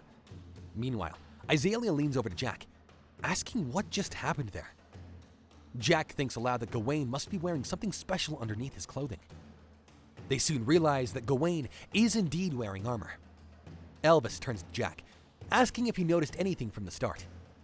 Ruby is attacking Gawain with all her might, but despite her efforts, she is unable to damage him, as Gawain's clothes rip off. Iselia notices that he has scales underneath, which is likely protecting him. Gawain then attacks Ruby with the sword, though she is intelligent and skilled enough to dodge his attacks, avoiding serious injury. Emily and Tula are busy describing the battle to the audience, keeping everyone engaged. Iselia, standing up, comments that this situation looks bad for Ruby. She asks Tula if she agrees, seeking her opinion on whether it's right for Gawain to use such armor. On the other hand, Tula explains that similar things will happen to everyone in the battles to come. She dramatically describes the battle, emphasizing that every freshman must go through this experience and not exploit their weakness because those can be used against them. As Iselia observes, she notices that the audience looks somewhat familiar, making it hard for her to tell who might be spying on them. Tula continues her speech, telling the students that being strong is a natural state in this academy. She insists that they must learn to demonstrate their strength effectively. Meanwhile, Jack listens to her speech, growing frustrated with her words. Tula encourages everyone to feel free to probe at each other's intentions, making the competition seem even fiercer. The scene shifts back to the battle, where Gawain finally stabs Ruby. It is narrated that at this point, the outcome was already decided. The announcer declares that Gawain has analyzed Ruby's tactics and learned how she fought. Now, he has beaten her, claiming victory. As Ruby lies on the ground, the scene shifts to her encounter with Jack. Everyone starts telling each other that they are going to leave. In a nearby room, Iselia and Jack find themselves in an argument. Iselia asks Jack if he already knew about Gawain's strength before the fight. Then why didn't he tell her? Jack exclaims that he did know, and does not want to deny that. He insists that it's not like they dislike Iselia or Ruby. In response, Iselia reveals that she understands everything going on. Then she asks Jack and Philine when they started hanging out together. Both of them laugh as they playfully say, "Who knows?" The tension in the room shifts slightly as they share a moment of lightheartedness. A fight was about to start in the arena between Elvis and another student. The atmosphere was electric with excitement. Emily and Tula were commenting on the match as they ordered the fighters to start. As the fight began, both Elvis and his opponent charged forward towards each other with great speed. They quickly noticed that something felt strange. Both fighters realized that everything was happening so fast. They swung the weapons, trying to slash each other, but Elvis, displaying his immense power, easily dodged all the attacks. Meanwhile, Ruby was watching the fight unfold, her confusion evident. She was asking questions, wondering why they were fighting this way and what the point of it all was. The arena, though, had a huge symbol drawn in the sky. This was the magic technique of Elvis, and Jack couldn't take his eyes off of it. He felt a mixture of fear and confusion. It then dawned on him that Elvis was performing all these feats with his eyes closed, which added to the mystery of the situation. The symbol was big enough to cover the entire arena, and it looked like a black magic symbol. Just then, Elvis delivered a powerful punch to his opponent's sternum, decisively winning the fight. The commentator's voice rang out, announcing Elvis as the victor. Jack continued to observe everything carefully, thinking that Elvis was definitely not a normal guy. Jack considered that Elvis might have a weak point hidden beneath his powerful exterior, but Elvis had managed to keep it well concealed. At that moment, Elvis's gaze shifted to the crowd, locking into Jack's gaze. He pointed at Jack and shouted, challenging him directly about who was stronger. Jack, feeling the charge of the challenge, raised his sword, ready for a fight. The commentator seized the opportunity, announcing that both Elvis and Jack were preparing to face each other in a duel, as Tula was trying to hype the audience. The scene then shifts to the next day. Jack and Iselia were heading towards the basement together, Iselia yelling at Jack for being lazy, and Jack concluded that maybe she was right. He had been thinking about the strange symbol that had appeared during the fight, and the mysterious lady who seemed to appear behind Elvis. Curious, he wanted to know more about his techniques and weaknesses. Iselia responded that she didn't feel suited to prying into other people's matters. As they entered a room, she put her lantern on the table and began searching for a specific book. Suddenly, the whole shelf came crashing down on her. Quick on his feet, Jack caught her just in time. Though in classic anime fashion, chaos ensues. Iselia yells at him some more, clearly frustrated by this accident. As they regained their composure, Jack's eyes caught sight of a hidden door. Intrigued, they both entered the secret room. Inside, Jack discovered new books they had never seen before, their spines untouched and dusty. Iselia looked at him, puzzled. She mentioned that he and Elvis seemed to get along well in class, so she didn't understand why he was trying to find out more about him. Jack assured her that they weren't doing anything wrong. He explained that they just shared a meal and enjoyed some time together as friends. He further argued that even if they occasionally deceived each other, it was pretty normal behavior. Iselia, however, expressed her concern. She reminisced about their moments together, sharing meals and laughter. She feared those moments were nothing more than fake lies, and she admitted that she felt like crying inside. She warned that fighting in the arena, and even outside of it, could ruin their friendship. She was very sad and frustrated about the things that they were going to do from now on. Just then, Jack's eyes lit up as he found the book that they had been searching for. It was about the mysterious symbol. However, as he opened it, he noticed that the book was in pieces. The pages needed to be fit together properly. Iselia told him that if he found Elvis's weakness, he shouldn't talk to her. She added that someday he might have to fight her too. With that, she stormed out of the room, leaving Jack to complete the pieces of the book on the table. Her words outside the hall claimed that he better clean up after himself. Jack comments that she acts a lot like his mother. Elvis feeds the cat as Gawain rushes towards somewhere. He was in a hurry and confused. Elvis asks him why he was running. Gawain excitedly tells him that his next opponent has been announced. He reveals that his opponent is Jack. Elvis's face lights up with happiness, as he has been waiting to fight Jack. Suddenly, they noticed someone hiding in the bushes. They get curious about who was hiding there, though it turns out to be Ruby, who emerges to inform Jack. Showing off her prowess, she reveals that she had taken Jack's wallet too. She gives him some advice about being a pickpocket. She mentions that if he's looking for a gap, then he should pay attention to where the other person's gaze is. He shouts at her to teach him slowly next time, and she laughs at his response. The announcement comes that the explosive battle will start tomorrow. The scene shifts back to Elvis, who's approached again by the stray cat. He asks her if she's come back for more food. Elvis holds on to an amulet in his hand. He thinks back in his youth, his mother, prompting him to become stronger, prove that he is the strongest. Thinking back on his memories, he promises to uphold that notion. Meanwhile, Jack is practicing his magic. Suddenly, Filene interrupts him and hugs him tightly. She tells him about the upcoming fight and instructs him to fight well. She was excited to motivate him. Before leaving the room, she kisses Jack on his cheek and he gets excited. Motivated by her encouragement, he declares that he will do his best to win the fight. The scene shifts to the arena where the battle was about to happen between Elvis and Jack. They stand in front of each other, gazing intensely into each other's eyes. On the sidelines, Jack's friends are discussing him. Teacher Raquel appreciates Jack's kindness and power, but Isekai seems confused about what the teacher means. Suddenly, the countdown starts, signaling that the fight is about to begin. They are eager to test who is stronger out of the two of them. Jack jumps towards Elvis and attacks him. Everyone is shocked to see that Jack actually hits Elvis, who starts to float in the air. As the fight continues, Isekai explains that Jack has discovered Elvis's weakness and is now using his techniques to gain the upper hand. The scene shifts back to the fight, where Elvis defends himself against Jack's relentless attacks. Commentators express their disbelief at the fierce exchange between the two fighters. Both continue to throw powerful punches at each other's faces, as they were both skilled enough to dodge each other's attacks. The crowd watches in awe.